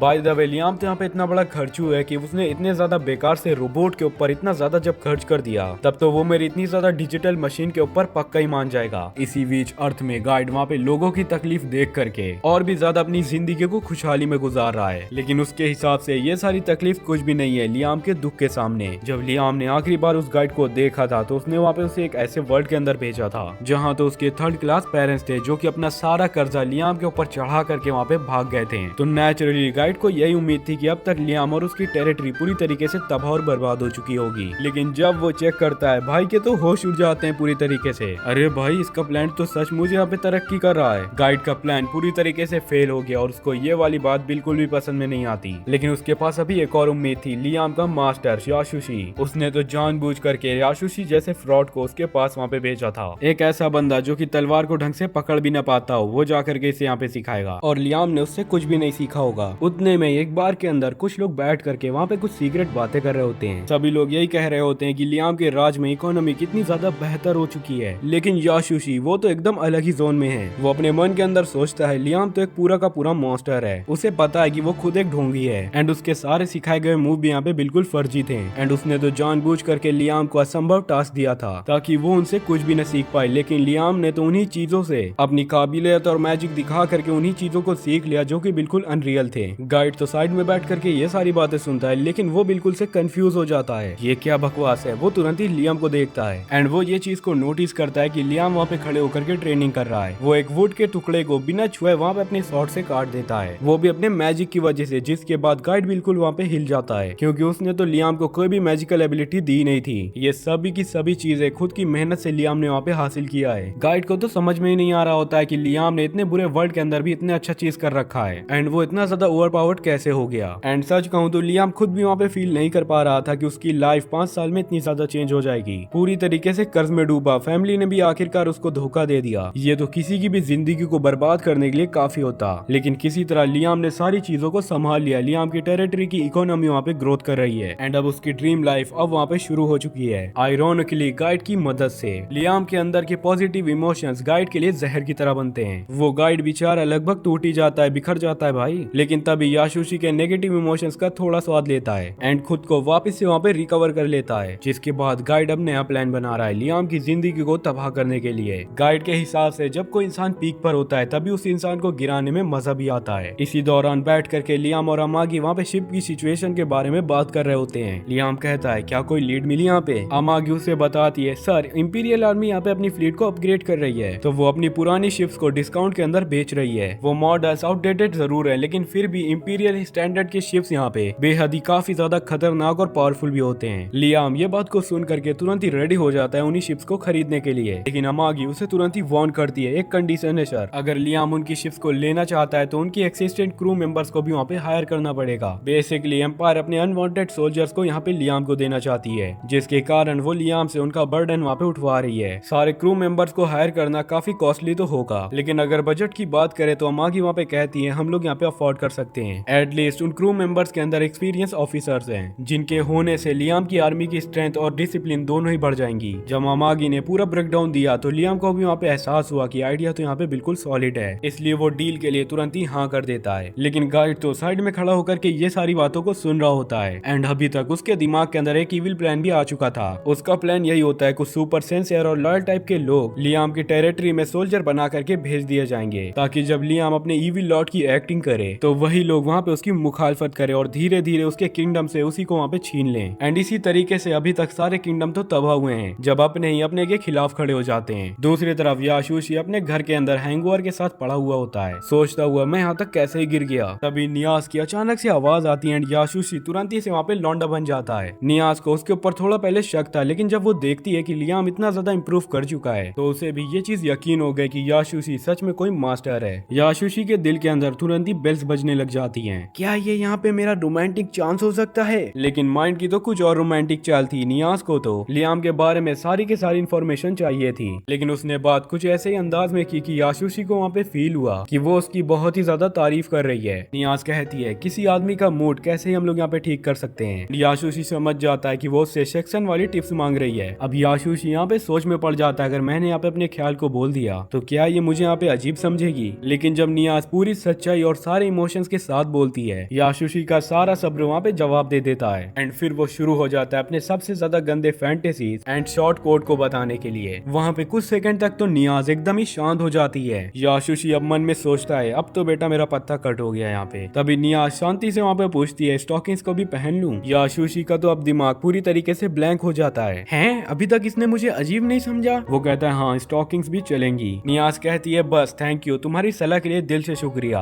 कुछ देर के बाद नियाज सीधा वहाँ पे लियाम के कैसल के अंदर इंटर कर जाती है, बिल्कुल उसी आउटफिट में जिस पर कि याशुशी ने उसको वहाँ पे सजेस्ट किया था। अपने दिमाग में ये प्लान करते हुए कि वो लियाम को सेड्यूस करके अपनी सारी की सारी शिप्स उसे वहाँ पे बेच देगी। लियाम ठहरा पुराना मैनेजर, वो उसे देखते ही समझ जाता है यहाँ पे कुछ तो काला है, कुछ न कुछ मुझे यहाँ पे चिपकाने के लिए आई है। नियाज कहती है कि उसने जो नया बैटलशिप मॉडल को तैयार किया है वो लियाम को वहाँ पे बेचना चाहती है। लियाम बिना कोई दिलचस्पी दिखाए फौरन वहाँ पे मना कर देता है। नियाज कहती है एक बार पिच तो प्लीज सुन लो तुम यहाँ पे। लियाम मुझे नहीं सुनना तो नहीं सुनना। लियाम कहता है मैंने इंपीरियर आर्मी के यूज किए हुए शिप्स यहाँ पे खरीद लिए हैं। नियाज वहाँ पे आंकड़ों को दिखा करके समझाने की कोशिश करती है अगर इतने ही अच्छे हैं तो तुम जा करके इंपीरियर आर्मी को भेज दो। नियाज बताती है वो तो मैंने ट्राई किया था लेकिन शोकेस के अंदर मैं हार गई। वो पूरी तरीके से डिस्परेट होकर के कहती है एक दो नहीं 200 शिप्स को ले लो, चाहे लोन के ऊपर ही ले लो, लेकिन खरीद तो लो तुम यहाँ पे। लियाम का ब्रेन PTSD ट्रेंड हो जाता है। स्टॉप, मुझे नए तरीके की डेक का नाम भी नहीं पसंद है। नियाज अब ये बात को सुन करके पूरी तरीके से पैनिक मोड के अंदर चली जाती है एंड सेक्शन मोड ऑन करते हुए वहाँ पे अपने सारे कपड़ों को उतारने लग जाती है। पर लियाम को तो वहाँ पे अपनी पास्ट लाइफ याद आने लग जाती है जहाँ पर कि उसकी बीवी ने उसके बॉस को पूरी तरीके से सेड्यूस कर लिया था। वो ये भी जानता है कि नियाज वहाँ पे पैथेटिक नहीं है, लेकिन फिलहाल वो बहुत ही ज्यादा पागल लग रही है। उसको शांत कराने के लिए आधे मन से लियाम कह देता है अच्छा ठीक है कुछ शिप्स को मैं यहाँ पे खरीद लूंगा तुम्हारे कहने पर। वो अमागी से कहता है बजट के अंदर कुछ बचा है तुम मुझे यहाँ पे जल्दी बताओ। वो कहती है हाँ 300 से भी ज्यादा शिप्स को हम लोग अफोर्ड कर सकते हैं। नियाज का फेस वहाँ पे बहुत ही ज्यादा रोशनी के साथ चमक उठता है। वो प्रॉमिस करते हुए जाती है कि डिलीवरी तुरंत ही वहाँ पे शुरू हो जाएगी, लेकिन जाते वक्त अपने ही पैर में उलझ करके मुंह के बल गिर जाती है। लियाम ये चीज को मानता है कि वो वहाँ पे सुंदर है एंड उसकी शिप की डिजाइन भी टॉप नॉच है, लेकिन लड़की थोड़ी सी ट्रेन व्रैक है। कॉरिडोर में जा करके नियाज अपनी टीम से तुरंत ही वहाँ पे कहती है 300 से ज्यादा शिप्स को तैयार करो, क्लाइंट यहाँ पे मिल चुका है। क्या किसने खरीद लिया मैम हमारी शिप्स को यहाँ पे? नियाज मेरी फ्लॉलेस शाम का कमाल है यहाँ पे। एंड इस सारे ड्रामे के बीच रियाम थ्रोन रूम में आराम से लेटा होता है। अमागी उसके कान अच्छे तरीके से साफ कर रही होती है। आगे हम लोग देखते हैं कि नियाज ने सारी शिप्स को भिजवा दिया होता है जो कि लियाम ने वहाँ पे खरीदे थे। जब सारे शिप्स वहाँ पे स्टॉक हो जाते हैं लियाम और अमागी उनकी चेकिंग के लिए जाते हैं। लियाम खुश होता है कि उसके पास नए के नए शिप्स आ चुके हैं, लेकिन उसे ये बात समझ में आ जाती है कि एम्पायर्स ने दूसरे मॉडल को क्यों ही चुना, क्योंकि ये शिप्स के अंदर बिल्कुल भी लग्जरी नहीं है। नियाज यहाँ पे अपना पॉइंट रखती है कि लग्जरी का कॉम्बैट में कोई भी पॉइंट नहीं होता, लेकिन लियाम कहता है लोगों को फिर भी लग्जरी यहाँ पे पसंद आता है। फिर जिसके बाद नियाज शिप के बारे में थोड़ा मेंटेनेंस बताती है एंड वो एक एक्सटेंडेड वारंटी को भी ऑफर करती है फ्यूचर में काम आने के लिए, लेकिन लियाम तो वहाँ पे मना कर देता है परचेज को फाइनलाइज करने के लिए। नियाज को लियाम से रसीद को साइन करवाना होता है, लेकिन नियाज को कुछ और चीज चाहिए होती है हमारे लियाम से। वो उससे पूछती है कि क्या लियाम पायरेट शिप्स को वहाँ पे कुछ दे सकता है उसे, जो कि उसने कुछ दिन पहले उनसे वहाँ पे जीते थे। लेकिन लियाम तो सीधा मना कर देता है। वो कहता है मैं क्यों दूं। वो बताता है कि वो इन शिप्स को अपनी फ्लीट के अंदर इंक्लूड करेगा, लेकिन नियाज इंसिस्ट करती है कि एक दो शिप तो वहाँ पे दे ही सकता है। लेकिन तभी लियाम फिर से मना करने ही वाला होता है, पर तभी अमागी उससे कहती है लियाम सर मेरे पास एक और आइडिया है। नियाज अगर तुम्हें एक शिप चाहिए तो तुम ले सकती हो, लेकिन बदले में तुम्हें बाकी पायरेट शिप को लियाम के फ्लीट के लिए कंपैटिबल बना करके देने पड़ेंगे। पायरेट शिप एम्पायर के सिस्टम से अलग टेक ओवर करती है, इसीलिए उन सभी को इंटीग्रेट करना बहुत ही मुश्किल होता है। नियाज तुरंत ही मान जाती है क्योंकि उसके लिए ये सारा काम चीप है एंड उसको नई पायरेट शिप से काफी ज्यादा ही सीखने के लिए मिलेगा। अब लियाम वहाँ पे दिमाग दौड़ाता है कि एक बार खुद जाकर के पायरेट शिप को देखना अच्छा होगा। तो हमारा हीरो सजेस्ट करता है चलो अभी के अभी हम लोग देखते हैं। तीनों मिल करके एक पायरेट शिप के अंदर जाते हैं एंड वो शिप्स यहाँ पे लियाम की शिप से बहुत ही अलग होती हैं। नियाज एक्साइटेड होती है क्योंकि उसे एक नए टेक का गोल्ड माइन मिल चुका है एंड लियाम भी बहुत ही ज्यादा खुश होता है क्योंकि उसने कंट्रोल रूम के बीच एक व्हील देखा। वो चलाने वाला व्हील उसे बहुत ही कूल लगा। वो नियाज से कहता है कि स्टीयरिंग व्हील उसकी शिप के अंदर भी लगा दो, लेकिन नियाज अपने ही बड़बोलेपना को दिखा करके बोलती है कि उसका कोई फायदा ही नहीं होगा क्योंकि कंट्रोल पैनल से स्टीयरिंग ज्यादा एफिशिएंट होती है। पर लियाम कहता है उसे वापस से कोई फर्क नहीं पड़ता चाहे कुछ भी हो, उसे चाहिए अपनी शिप के अंदर तो चाहिए ये चीज। जिसके बाद भी नियाज शिप को अच्छी तरीके से एक्सप्लोर करती रहती है एंड हर जगह नए टेक को देख करके वहाँ पे अमेज होती रहती है। शिप के इमेजिनरी लेजर्स वहाँ पे शिप के अंदर टहलते रहते हैं। शिप के अंदर अडर जनरेटर लगे हुए हैं एंड GTA 6 भी वहाँ पे प्री इंस्टॉल्ड है। वो सोचती है कि घर जा करके सारे के सारे डेटा को वो वहाँ पे स्टडी करेगी। तभी अचानक लियाम को कॉर्नर में एक डॉग जैसा कुछ दिखाई देता है, तो हमारा हीरो तुरंत ही उसके पीछे जाता है। अमागी नोटिस करती है कि लियाम वहाँ पे थोड़ा अजीब बिहेव कर रहा है, तो वो उससे पूछती है सर सारी चीजें यहाँ पे ठीक हैं। लेकिन लियाम उसको बताता है कि उसने यहाँ पे एक डॉग देखा था, लेकिन अब वो दिख नहीं रहा। डॉग के निशान एक डोर तक जा करके रुक जाते हैं, तो लियाम और अमागी तुरंत ही अंदर चले जाते हैं। वो देखते हैं कि ये शिप का नेविगेशन रूम होता है। अमागी सिस्टम को ऑन करती है एंड बताती है कि ये सिस्टम के सारे ट्रेवल का रिकॉर्ड रखता है। मैप देख करके पता चलता है कि पायरेट्स ने आल्ड्रीन एम्पायर के अलग अलग जगह को बहुत ही अच्छी तरीके से लूटा था, जो कि बिल्कुल एक्सपेक्टेड था। जब अमागी डेटा को अच्छे से देखती है तो उसको वहाँ पे एक और पैटर्न दिखाई देता है। हर बार जब पायरेट्स किसी को लूटते तो वो लोग एक वार्प गेट के थ्रू वापस से वहाँ पे जाते हैं, वहाँ से बॉर्डर के पास छोटी सी एक जंप लिया करते हैं। ये बॉर्डर एरिया एम्पायर और दूसरी कंट्री के बीच एक पुराना बैटल फील्ड रहा है हमेशा से, इसलिए यहाँ पर क्या हो रहा है किसी को आज तक यहाँ पे भनक नहीं लग पाई है। सारे पायरेट्स के छुपने के लिए ये एक बिल्कुल परफेक्ट जगह है। लियाम पूछता है कि शॉप वार्ड के कोऑर्डिनेट्स क्या हैं, तो उसे पता चलता है कि हर बार पायरेट्स लूट के बाद अलग अलग कोऑर्डिनेट्स को यूज करते हैं। अमागी इन सारे कोऑर्डिनेट्स को एनालाइज करके देखती है, तो उनका पैटर्न एक छोटी सी रो प्लेनेट पास से दिखाता है जो स्पेस में लगातार इधर उधर भटक रहा था। उस प्लेनेट का पाथ इतना ज्यादा अजीब है कि बिना कुछ जाने वहाँ पे उसके पास जाना अजीब है। अमागी सोचती है कि हो सकता है ये पायरेट्स के यहाँ पे सीक्रेट बेस हो। तो लियाम ने कई सारी पायरेट्स मूवी को देख रखा है, तो वो वहाँ पे अमागी से कहता है ये जरूर से ट्रेजर प्लेनेट होगा जहाँ पे कि पायरेट्स अपना सारा का सारा लूट छुपाया करते हैं। अमागी पूछती है कि अब क्या प्लान है, तो लियाम वहाँ पे कह देता है चलो अब हम लोग चलते हैं ट्रेजर प्लेनेट को उल्टा लूटने के लिए। इसी बीच जो पायरेट्स लियाम के लड़ाई से वहाँ पे बच चुके थे वो सभी पायरेट्स घोस्ट के पास लौट जाते हैं। घोस्ट बहुत ही गुस्सा हो जाता है कि कुछ आम नोबल ने मिल करके उसकी वहाँ पे बेइज्जती कर दी। वो कहता है लियाम को हम लोग छोड़ेंगे नहीं और अपने सभी के सभी आदमियों को बैंकफील्ड टेरिटरी के अटैक करने के लिए रेडी करता है। लेकिन उससे पहले वो उन सभी पायरेट्स को पनिश करता है जो कि एक छोटे से बच्चे से हार गए। वो उनको एक छोटी सी कैप्सूल के अंदर बंद करके वहाँ पे उड़ा देता है। इधर लियाम का सारा फ्लीट तुरंत ही ट्रेजर प्लेनेट के लिए निकल चुका था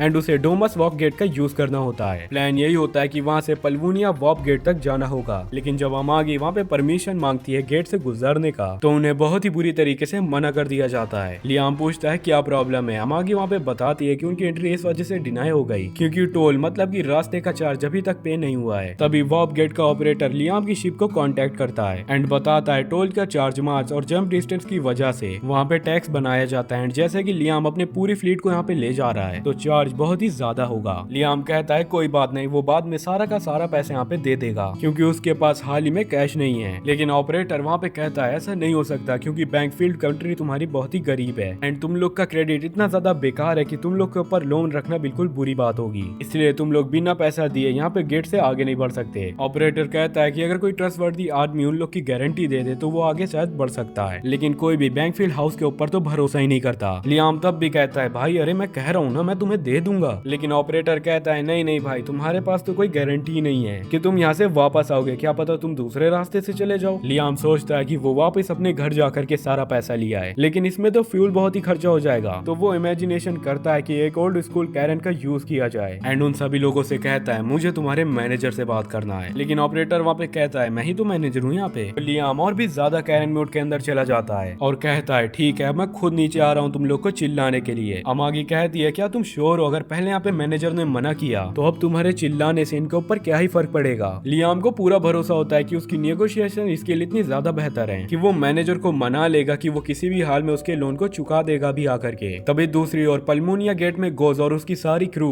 वहाँ पर पहुंच चुका होता है। उनका प्लान होता है कि पल्मोनिया गेट से डोमस गेट तक यहाँ पे जंप किया जाए एंड वहाँ से सीधा बैंकफील्ड टेरिटरी जा करके सब कुछ वहाँ पे सीधा बर्बाद कर देते हैं, जो लियाम ने 5 सालों में बहुत ही मुश्किल से बनाया है। गोज तुरंत ही गेट के ऑपरेटर को वहाँ पे कांटेक्ट करता है एंड उसे बताता है कि मुझे तुरंत ही डोमस गेट के अंदर जाना है। साथ ही वो ऑपरेटर को थोड़ा एक्स्ट्रा पैसा भी देता है ताकि वो उसके बारे में और उसके पायरेट फ्लीट के बारे में ज्यादा सवाल न पूछे। ऑपरेटर खुशी से वहाँ पे मान जाता है एंड कहता है कुछ ही देर में वहाँ पे गेट खोल दिए जाएंगे। उधर डोमस गेट पर लियाम फ्रंट डेस्क पर पहुंचता है एंड मैनेजर को तुरंत ही रिक्वेस्ट करता है कि उसकी सारी शिप्स को गेट से जाने दिया जाए। मैनेजर का तो लियाम से कोई पर्सनल प्रॉब्लम नहीं होता, लेकिन वो फिर से वही चीज कहता है जब तक तुम यहाँ पे टोल फी नहीं दे देते तब तक हम तुम्हें नहीं जाने देंगे। लियाम उससे बार बार पूछता है कि क्या और कोई तरीका है तुम्हारे पास, लेकिन मैनेजर कहता है रूल्स तो रूल्स होते हैं, हमें रूल्स को फॉलो ही करना पड़ेगा। एंड वो लियाम से इतना भी कंसर्न नहीं रखता कि वो अपना कोई फेवर रखे। तभी अचानक मैनेजर को पल्मोनिया गेट से एक मैसेज मिलता है। गोज और उसका पैरेट फ्लीट तुरंत ही इस गेट की ओर आ रहा है। वो लियाम से कहता है कि अब उसके पास और भी ज्यादा इंपॉर्टेंट काम है तो वो यहाँ से जा रहा है, जिसके बाद वो रिसेप्शन रूम को छोड़ करके वहाँ से चला जाता है। लियाम को तो वहाँ पे यकीन ही नहीं होता कि उसकी इतनी अच्छी नेगोशिएशन वहाँ पे फेल हो गई, लेकिन जब वो उदास होकर के बैठा होता है तब उसे फिर से वहाँ पे वही डॉग स्पिरिट दिखती है और वो फिर से उसका पीछा करते करते उसके पास चला जाता है। कंट्रोलर, मैनेजर और उसकी पूरी टीम वहाँ पे कंफर्म कर लेते हैं कि डोमस और पेल्विनियन गेट का वहाँ पे वार्म होल रेडी है एंड गोस का फ्लीट वहाँ पे 30 मिनट के अंदर अंदर पहुंच जाएगा। एक वर्कर मैनेजर से कहता है क्या ये सर यहाँ पे ठीक रहेगा, क्योंकि गोस की फ्लीट डायरेक्ट जा करके लियाम के फीट के सामने आने वाली है। गोस तो उनको देखते ही सीधा वहाँ पे उड़ा देगा, लेकिन मैनेजर को तो कोई फर्क ही नहीं पड़ता क्योंकि गोस ने उसको इतना ज्यादा एडवांस में पेमेंट दिया है कि वो उसका पालतू कुत्ता बन चुका है। तो वो सभी लोग से कहता है तुम सभी लोग ब्रेक ले सकते हो एंड कंट्रोल रूम को छोड़ दो, अगर हम लोग यहाँ पे नहीं होंगे तो किसी ने भी कुछ देखा भी नहीं होगा। कुछ मिनट के बाद जब कंट्रोल रूम वहाँ पे खाली हो जाता है तो लियाम घूमते घूमते वहाँ पे पहुंच जाता है। वो ये देख करके परेशान हो जाता है कि ये तो यहाँ पे वॉप का कंट्रोल रूम है, लेकिन यहाँ पर तो कोई भी नहीं है। वो तुरंत ही मॉनिटर के ऊपर देखता है एंड वहाँ पे खुशी से झूम उठता है। डोमस और पल्वोनिया गेट का सिस्टम यहाँ पे ऑलरेडी लिंक है। उससे यही लगता है कि मैनेजर को शायद उसके ऊपर दया आ गई होगी एंड उसके लिए गेट को वहाँ पे ओपन कर दिया, वो भी बिना फील लिए। लियाम जब थोड़ा ध्यान से मॉनिटर को देखता है तो उसे लगता है कि वार्म होल तो वहाँ पे थोड़ा गलत पोजीशन के अंदर जा रहा है। उसे यही लगता है कि मैनेजर ने शायद से छोटी सी वहाँ पे गलती कर दी होगी, इसीलिए वो सारे कंट्रोल्स को समझने और ठीक करने में तुरंत ही लग जाता है। काफी ज्यादा कोशिश के बाद वो वार्म होल की डायरेक्शन को रिवर्स कर देता है, लेकिन उस प्रोसेस के अंदर तो एक गलती हो जाती है, एक और नया एक्स्ट्रा ब्रांच बन जाता है। इसका मतलब यही होता है कि जो लोग वार्म होल के अंदर अब जा चुके हैं वो लोग किसी न किसी रैंडम जगह के ऊपर पहुंच जाएंगे। पर लियाम को तो लगता है वार्म होल पूरी तरीके से खाली है, इस वजह से वो इसके ऊपर चिंता ही नहीं करता। तभी उससे अचानक अमागी का कॉल आता है एंड अमागी वहाँ पे बोलती है सर आप जल्दी से यहाँ पे शिप के अंदर आइए, हमने एक ऐसे इंसान को ढूंढ लिया है जो कि उनके लिए गारंटी दे सकता है। लियाम हैरान हो जाता है एंड पूछता है कौन है भाई वो वहाँ पे। जब वो शिप में वापस से आता है तो अमागी उसको बताती है कि नियाज ने उन लोगों के लिए वहाँ पे वाउच किया है। नियाज कहती है ये तो उसके लिए वहाँ पे एक छोटी सी बात थी, क्योंकि लियाम ने उसके ऊपर इतनी ज्यादा बड़ी मदद की है एंड ऊपर से उसने वहाँ पे उसे कुछ पायरेट शिप भी दिया था, तो इस वजह से उसके ऊपर लियाम का एक बड़ा उधार रहा है। लियाम तुरंत ही वहाँ पे नियाज का शुक्रिया अदा करता है एंड उसने जैसा पहले ही वहाँ पे वार्प गेट का सेटअप कर लिया था, वो और उसका फ्लीट तुरंत ही वहाँ पे उसी गेट से गुजरते हैं। 30 मिनट्स के बाद वो लोग पल्मोनिया गेट के ऊपर पहुंच जाते हैं। अब उन लोग को सिर्फ एक शॉर्ट जंप लेना होता है ताकि वो लोग प्लेनेट तक पहुंच सकें एंड अपने अधूरे मिशन को पूरी तरीके से पूरा कर सकें। लेकिन दूसरी तरफ गोस अभी भी वार्म होल के अंदर अटका हुआ होता है। उसे ये भी नहीं पता होता कि लियाम ने उसे चालाक या फिर कह लिया जाए धोखे से फंसा दिया है, लेकिन इतनी देर तक वार्म होल न खुलने पर उसे ये चीज का शक हो जाता है कि दया कुछ न कुछ तो यहाँ पे गड़बड़ है। तभी उसका क्रू से बताता है कि वो लोग वार्म होल के एग्जिट तक पहुंच चुके हैं। तो गोस वहाँ पे बहुत ही खुश हो जाता है कि अब फाइनली हम लोग उसकी कंट्री को मार देंगे। लेकिन जैसे ही वो लोग उसी कंट्री से बाहर निकलते हैं तो गोस देख करके वहाँ पे शॉक हो जाता है। उसका पूरा फ्लीट एम्पायर के बाहर ट्रेनिंग जोन के अंदर लैंड कर चुका होता है, जहाँ पर 1 लाख से भी ज्यादा वॉरशिप्स होती हैं, जिसके बाद उसकी पूरी फ्लीट तुरंत ही वहाँ पे तबाह होना शुरू हो जाती है। वहीं दूसरी तरफ लियाम का फ्लीट पूरी तरीके से प्लेनेट में पहुंच जाता है एंड जैसे उसे प्लेनेट और उसके डिफेंस सिस्टम की प्रॉपर विजुअल्स दिखती हैं, लियाम कहता है अटैक कर दो सालों के ऊपर। वहाँ लगभग 20,000 से भी ज्यादा पायरेट शिप्स होती हैं, जो कि लियाम के करंट फ्लीट से 3 से 4 गुना ज्यादा बड़ी होती हैं। लेकिन दोस्तों उनमें से कई सारी शिप्स वहाँ पे इनएक्टिव थी, जिसके कारण लियाम का सरप्राइज गाइस वहाँ पे पायलट लोग को समझ में नहीं आता। कुछ पायलट शिप वापस से लड़ाई करने की तैयारी करती है, लेकिन उन लोगों के लिए इस लेवल का हमला सहन कर पाना बिल्कुल ही अलग था। लियाम अपने सूट को तुरंत ही वहाँ पे पहनता है, जिसके बाद वो तुरंत ही शिप के ऊपर चढ़ जाता है, जहाँ से अमागी उसको बैटल फील्ड में फायर कर देती है। वो जैसे ही लैंड करता है वो तुरंत ही पायलट शिप को तोड़ना शुरू कर देता है, एक के बाद एक, जब तक कि सब कुछ वहाँ पे खत्म न हो जाए। वहाँ पर ज्यादातर पायलट्स मर चुके होते हैं। तभी लियाम अमागी से कहता है बाकी बचे हुए कुछ दुश्मनों को भी खत्म किया जा सकता है। एंड तभी तक लियाम वहाँ पे सोचता है कि प्लेनेट पे जा करके गोस्ट का छुपाया हुआ ट्रेजर यहाँ पे ढूंढा जाए। वो नाइट लोग ट्रेजर प्लेनेट के ऊपर अटैक करते हैं और उसकी ऊपरी सतह तोड़ करके अंदर जाने का तुरंत ही रास्ता बना लेते हैं। प्लेनेट के अंदर ये सारी हरकतों को देख करके एक साइंटिस्ट वहाँ पे घबरा जाता है। जब लियाम के आर्मी के अटैक उनके डिफेंस सिस्टम को खराब कर देते हैं, वो तुरंत ही कंट्रोल रूम की तरफ भागता है एंड उसको पता चलता है कि उनके ऊपर अटैक किया जा रहा है। एंड प्लेनेट के आसपास जितने भी पायरेट शिप बचे हुए थे वो सभी तबाह हो चुके हैं। इसी बीच लियाम प्लेनेट के अंदर पहुंच जाता है एंड उसका सामना कुछ पायरेट लोगों से होता है जो कि मेगा आर्मर को पहने होते हैं। लियाम एक भी टाइम को न वेस्ट करते हुए उन सभी को मार डालता है। जब तक उनकी आर्मी का कैप्टन उसकी ओर पहुंचता है, लियाम का सारा काम वहाँ पे हो चुका होता है। कैप्टन बताता है कि उन्होंने अपने साइड के पायरेट्स को भी हरा दिया है। लियाम उनसे कहता है कि पूरे रास्ते को क्लियर करते रहो, ट्रेजर रूम को तुम लोग जल्द से जल्द यहाँ पे ढूंढ निकालो। तभी लियाम को वापस से वही ग्लोइंग वाला डॉग दिखाई देता है एंड वो उसके पीछे जाता है। ये फैसला बिल्कुल सही होता है क्योंकि वो डॉग उन लोगों को कंट्रोल रूम तक लेकर के जाता है, जहाँ पर कि साइंटिस्ट और उसके पूरे लोग तुरंत ही सरेंडर कर देते हैं। लियाम खुश होता है एंड कहता है कि अपना सारा ट्रेजर मुझे दे दो। साइंटिस्ट उगो पूछता है कि आप लोग को कौन सा ट्रेजर चाहिए। उसके पास तो पैसे वाली चीजें भी हैं, साथ ही में वो पेज भी हैं जो कि वो पागल पायरेट अपने लिए इकट्ठा करता चला आ रहा है। लियाम वहाँ पर सोचता है कि जो उसने वहाँ पे ग्लोइंग डॉग को देखा था वो शायद से इन्हीं के बेट का हिस्सा है। वो साइंटिस्ट से उनके बारे में और ज्यादा जानकारियां निकलवाता है। साइंटिस्ट गलत समझ लेता है। वो सोचता है कि लियाम भी गोस्ट की तरह एक पागल और जालिम इंसान है जो कि अपनी कंट्री में सभी लोगों को बेट बना करके रखता है। वो साइंटिस्ट लियाम से कहता है कि अगर लियाम चाहे तो वो उन सारे बेट्स को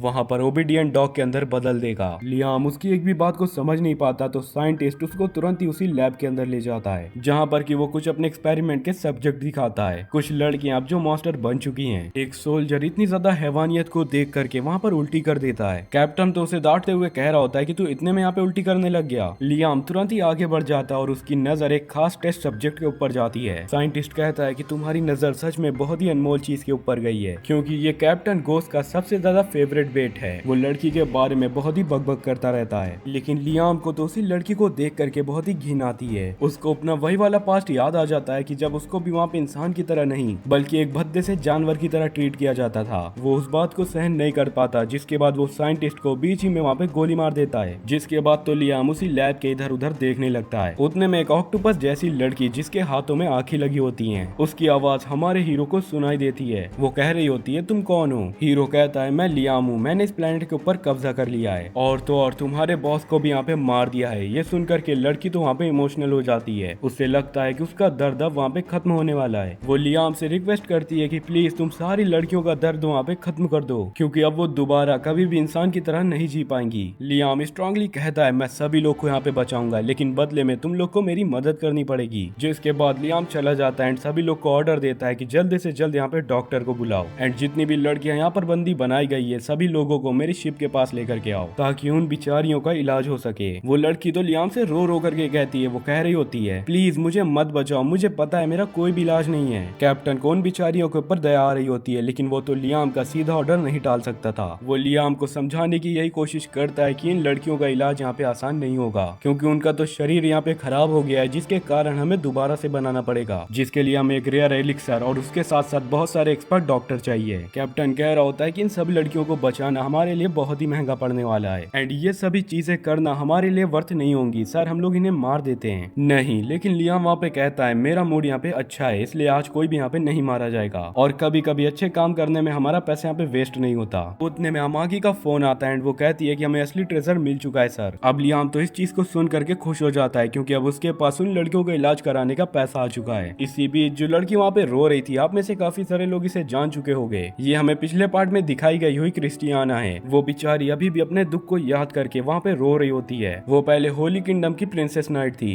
एंड लोग उसके पायरेट से लड़ने वाले तजुर्बे को देख करके बहुत ही खुश होया करते थे, लेकिन जब वो गोस्ट और उन लोगों से लड़ने गई तो खुद ही की टीम के बिट्रेयल के कारण उस गोस्ट ने उसको वहाँ पे पकड़ लिया, जिसके बाद उन्हीं पायरेट्स ने उनका होम प्लेनेट उन्हीं के आंखों के सामने उड़ा दिया। उसकी फैमिली भी वहाँ पे घबरा गई थी क्योंकि पायरेट्स कभी यूनाइटेड एरिया की आर्मी आर्मी के आगे नहीं निकल सकते थे कोई भी हाल में। लेकिन जल्द ही उसकी फैमिली को ये बात समझ में आ जाती है कि अलायंस ने उन लोगों से मिल करके धोखा किया है। उनके प्लेनेट की प्रोटेक्शन शील्ड ज्यादा देर तक नहीं टिक पाई एंड देखते ही देखते पूरा प्लेनेट क्रिस्टियाना के सामने बर्बाद हो गया। क्रिस्टियाना का दिल टूट गया, लेकिन उसके तो दुख यहाँ पे खत्म नहीं हुए, बल्कि ये तो उसके दुखों की शुरुआत थी। गोज ने उसके प्लेनेट को तबाह कर देने के बाद उसे और उसके बचे हुए साथियों को, उन लोगों को अपने ट्रेजर आइलैंड के अंदर ले गया। सभी लोग वहाँ पे डर रहे थे, लेकिन क्रिस्टियाना तो फिर भी उम्मीद में थी और सभी लोग को वहाँ पे दिलासा दिलाती है, देख लेना कोई ना कोई हमें बचाने के लिए जरूर आएगा यहाँ पे। जब गोज उन लोगों से मिलने के लिए आया, क्रिस्टियाना ने उन लोगों से कहा, अगर तुमको अभी हमें मारना हो तो मार दो, वरना कोई मसीहा आकर के तुम्हें जरूर मारेगा। गोज हंस पड़ता एंड कहता है, अगर मुझे मारना होता तो मैं कब का तुम्हें मार पड़ता, लेकिन मैंने तुम सभी लोग को जिंदा इस वजह से रखा है क्योंकि मैं तुम्हारे साथ कुछ और भी बेबदतर करने वाला हूँ। फिर उसने बोला कि उसका प्लान बदल चुका है, वो सिर्फ एक लड़की को छोड़ देगा। उसने क्रिस्टियाना से कहा कि वो एक कोई लड़की को वहाँ पे चुन ले। बहुत ही ज्यादा प्रेशराइज्ड होने के बाद वहाँ पे क्रिस्टियाना ने एक लड़की को चुना जो कि बहुत डरी हुई थी, लेकिन ये तो एक बहुत ही गंदा ट्रैप निकलता है। गोज ने उसी लड़की को पहले ही एक्सपेरिमेंट में ले लिया। उसने उसे वही साइंटिस्ट के हवाले कर दिया जो कि बिल्कुल पागल है। तभी उसी साइंटिस्ट ने उसी लड़की के शरीर को काटना शुरू कर दिया। क्रिस्टियाना तो ये चीज देख करके पागल हो जाती है एंड कहती है कि गोज प्लीज तुम यहाँ पे रुक जाओ, लेकिन गोज तो हंस करके कहता है, अगर मैं अभी रुक गया ना तो ये लड़की तो अभी मर जाएगी। क्रिस्टियाना के पास अब कोई चारा नहीं बचा हुआ था, जिसके कारण उसे साइंटिस्ट को एक्सपेरिमेंट करने दिया एंड कुछ ही देर में उसी साइंटिस्ट ने उस लड़की को एक मॉन्स्टर के ऊपर बदल दिया। क्रिस्टियाना बहुत ही डर के मारे देखती है जब गोज उससे कहता है, अरे वाह अब तो तुम्हारी बारी है, तुम्हें तो इतना ज्यादा खौफनाक मॉन्स्टर बनाया जाएगा कि हिस्ट्री तुम्हें याद रखेगी। क्रिस्टियाना गुस्से पर पूछती है, तुम ऐसा कैसे ही कर सकते हो? गोज तो हंस करके जवाब देता है, मुझे तो मजा आता है इस चीज में। वो कहता है, मैं तो खुद बहुत ही अगली हूँ, मुझे यही लगता है कि ब्यूटीफुल लड़कियों को भी अगली मॉन्स्टर बना देना चाहिए, उन्हें अच्छी तरीके से तोड़ते हुए देखना मुझे तो बहुत ही पसंद है। जिसके बाद वो क्रिस्टियाना को खींच करके एक्सपेरिमेंट वाली चेयर में बैठा देता है। अब आप इसको बैठालना कह दो या फिर खींच के बांधना कह दो, कुछ भी कह सकते हो भाई। जिसके बाद क्रिस्टियाना की सारी ब्रेविटी वहाँ पे चली जाती है। वो पायरेट से रो रो करके कहती है, तुम प्लीज मुझे छोड़ दो, मैंने क्या किया है तुम्हारा, मैं तुम्हारे लिए कुछ भी करने के लिए तैयार हूँ। लेकिन वो साला भड़वा बॉस वो बिल्कुल से हंसता रहता है एंड कहता है, अब से तुम मेरी फेवरेट वेट बनोगी, तो तैयार हो ना तुम? गोस कहता है, मैंने तो जान करके तुम्हें सबसे पहले नहीं चुना, क्योंकि मैं तो देखना चाहता था कि तुम कितनी यहाँ पे अगली बनोगी एंड इस प्रोसेस में अगली बनते बनते तुम्हें कितना ज्यादा दर्द महसूस होगा। फिर गोस साइंटिस्ट को ऑर्डर देता है, क्रिस्टियाना की आंखों को निकाल करके उसके हाथों में लगा दो, ताकि बिना मिरर के भी वो अपने अगली चेहरे को बार बार देख सके। क्रिस्टियाना चिल्लाती है और रोती है, लेकिन कोई भी वहाँ पे उसकी नहीं सुनता और उसे एक अगली ग्रीन मॉन्स्टर बना दिया जाता है। जिसके बाद बाकी सभी लड़कियों के साथ भी सेम ऐसा ही होता है। वापस प्रेजेंट डे में लियाम अपने होम टाउन पर वहाँ पे लौट जाता है। नियाज को जैसे ही पता चलता है कि लियाम वापस आ चुका है, वो उससे मिलने के लिए आती है। नियाज को ये बात कभी पता चल चुका होता है कि लियाम ने पायरेट बेस को जीत लिया है। नियाज कहती है, तुम सेलिब्रेशन के लिए और भी ज्यादा शिप्स खरीद सकते हो। लियाम नियाज से कहता है, बस करो कि तुम मुझे कितने साल से बेवकूफ बनाती चली आ रही हो। लेकिन नियाज कहती है, मेरे शिप्स तो यहाँ पे काम आए थे और तुम्हें इस रेट से बहुत ही ज्यादा प्रॉफिट भी हुआ है। सोचो अगर मेरे शिप्स नहीं होते तो तुम्हारे साथ क्या ही होता। थोड़ा इन्वेस्ट तो बनता ही है लियाम, कुछ न कुछ खरीद लो यार। वो लियाम को अपने चार्म दिखा करके वापस से फंसाने की कोशिश करती है, लेकिन लियाम तो आज मूड में नहीं होता। वो सीधा वहाँ पे कहता है, चुप करो यार। जब चार्मिंग करना और धमकी देने का प्लान वहाँ पे फेल हो जाता है तो नियाज उसे याद दिलाती है, याद करो वार्प गेट की इंटरेस्ट की परमिशन मैंने ही तुम्हें दी थी। तब लियाम फाइनली वहाँ पे रेडी हो जाता है उसकी बातों को सुनने के लिए। लियाम अमागी से तुरंत ही कहता है, अमागी हम लोग ट्रेजर से कितनी शिप्स को यहाँ पे खरीद सकते हैं? मागी बताती है, सारे खर्चों को हटाने के बाद भी 5000 जैसी शिप्स हम लोग खरीद सकते हैं। लियाम ये चीज को सुन करके शॉक्ड हो जाता है, पर नियाज तो वहाँ पे तुरंत ही भाग जाती है और रास्ते में जाती जाती कह रही होती है, मैं भी 5000 शिप्स का ऑर्डर देती हूँ। लियाम तुरंत ही उसके पीछे भागता है उसको रोकने के लिए, अरे नहीं यार मुझे इतनी नहीं चाहिए। उसी बीच वही फेक स्वॉर्डमैन याशुशी कॉरिडोर के ऊपर घूम रहा होता है, यही सोचते हुए कि अब की बार लियाम से पैसे ऐंठने के लिए क्या प्लान बनाया जाए। तभी वो देखता है नियाज को जो कि कह रही होती है, उसने अपनी इंस्ट को दबा करके लियाम से एक बड़ा ऑर्डर ले लिया है। याशुशी तो सोचता है लियाम नियाज के साथ फ्लर्ट कर रहा है एंड उसको एज अ टॉय वहाँ पे ट्रीट किया करता है। ये सभी चीज सोच करके याशुशी को बहुत ही गुस्सा आता है एंड पीछे छुपा हुआ गाइड वहाँ पे खुश होता है क्योंकि उसको याशुशी का छुपा हुआ पूरा एरोगेंस बहुत ही अच्छा लग रहा था। उतने में टहलते टहलते लियाम वहाँ पे नियाज को ढूंढ रहा होता है। तभी याशुशी उसके पास आता है एंड कहता है, तुम मेरे साथ चलो। वो उसको वापस से ट्रेनिंग ग्राउंड के अंदर ले जाता है जहाँ पर कि उसकी आंखें बांध दी जाती हैं एंड उसकी तलवार में स्पेशल वेट लगा करके बहुत ही भारी बना दिया जाता है। अब उसकी मुश्किल वाली ट्रेनिंग शुरू होने वाली होती है। इस बार याशुशी ने और भी ज्यादा पावरफुल ट्रेनिंग को प्लान किया होता है। उसके पास बहुत ही सारे ड्रोन्स होते हैं जो कि हर तरफ से उड़ करके लियाम के ऊपर तेजी से टेनिस बॉल को लगातार फेंकने लग जाते हैं। लियाम वहाँ पे चीजों को समझ ही नहीं पाता और बार बार बॉल से हिट होता है, जिसके बाद याशुशी और भी ज्यादा स्पीड को इंक्रीज कर देता है। लियाम वहाँ पे परेशान हो जाता है एंड वहाँ पे उससे कह रहा होता है, याशुशी मैं इन सारी टेनिस बॉल को एक ही शॉट से डॉज नहीं कर सकता। याशुशी उसके ऊपर चिल्लाता है, बहाने मत बनाओ, तुम यहाँ पे बहाने दे रहे हो मुझे, अपना सॉल्यूशन खुद ढूंढो, तभी तो तुम एक अच्छे शॉटमैन बनोगे। उतने में लियाम को पड़े पड़े याद आता है जैसा कि उसने पिछली बार मैजिक का यूज किया था, वो अब की बार इन बॉल को रोकने के लिए एक नया तरीके का मैजिक यूज करे। वो ट्राई करता है अपने मैजिक से एक शील्ड या फिर बैरियर क्रिएट करने का, और वो चीज तुरंत ही वहाँ पे काम करती है। सभी टेनिस बॉल उसी चीज से टकरा करके वापस जा रही थी एंड याशुशी शॉक्ड में उसी चीज को देखने लग जाता है, जिसके बाद लियाम उन बॉल को वापस उनकी सोर्स के पास भेजता है, जिसके कारण सभी ड्रोन्स वहाँ पे अचानक टूट जाते हैं। जिसके बाद वो अपनी आंखों की पट्टी को हटा करके याशुशी से कहता है, मैंने ठीक किया ना याशुशी। लेकिन वो देखता है याशुशी तो खुद वहाँ पे टेनिस बॉल से हिट हो चुका होता है। याशुशी की तो फट चुकी होती है, उसे तो लगने लगता है कि लियाम सच में यहाँ पे जीनियस है एंड अगर उसने ये बात पता लगा ली कि यहाँ पे याशुशी फ्रॉड है तो शायद आगे चल करके वो मुझे मार दे। इसी कारण याशुशी वहाँ पे भागने का प्लान बनाता है। जब लियाम उसको रोकते हुए कह रहा होता है, तुम कहाँ जा रहे हो, तो याशुशी कहता है, मैं तुम्हें सारी चीजें सिखा चुका हूँ एंड अब मुझे लगता है कि मुझे और नहीं रुकना चाहिए यहाँ पर, अब तुम प्रैक्टिस करो क्योंकि स्वॉर्डमैनशिप तो तुम बहुत ही अच्छे से जान चुके हो। लियाम वहाँ पर कहता है, मैं नहीं चाहता कि तुम यहाँ पे मुझे छोड़ करके जाओ, मुझे तुमसे ट्रेनिंग चाहिए। तो याशुशी वहाँ पे चिल्लाते हुए कहता है, बस स्माइल मत बनो, मैं खुद भी यहाँ पे एक स्टूडेंट हूँ एंड मैं भी कुछ सीखना चाहता हूँ, तुम्हारा मेरे ऊपर डिपेंड रहना ऐसा ठीक नहीं है। जिसके बाद याशुशी पलट करके लियाम से कहता है, अब तुम ऑफिशियली ग्रेजुएट हो चुके हो, तुम्हें वे ऑफ द फ्लैश अच्छे से आ चुका है। याशुशी कहता है कि अब ये तुम्हारा फर्ज है कि तुम इसी स्वॉर्ड स्टाइल को पूरे वर्ल्ड के अंदर फैला दो। लियाम खुशी से हाँ कहता है। जैसे ही वहाँ पे लियाम वापस से मुड़ता है, याशुशी अपना पूरा दम लगा करके वहाँ पे भाग जाता है। लियाम इतना ज्यादा खुश होता है जितना कि वो कभी भी नहीं हुआ। उसके वर्ल्ड से लोन कम हो रहा है, उसकी टेरिटरी भी अब यहाँ पे ग्रो कर रही है। पायरेट्स को अभी अभी हरा करके आया है, जिसके बाद उसके मास्टर ने भी उसको यहाँ पे छुट्टी दे दी, मतलब कि अब वो पूरी तरीके से एक स्वॉर्ड मास्टर बन चुका है। वो गाइड का शुक्रिया अदा करता है, जिसके बाद वो वियर्डो गाइड जो कि हमेशा से लियाम का घाटा चाहता था, पॉजिटिव एनर्जी से डर करके दूसरे यूनिवर्स के अंदर भाग जाता है।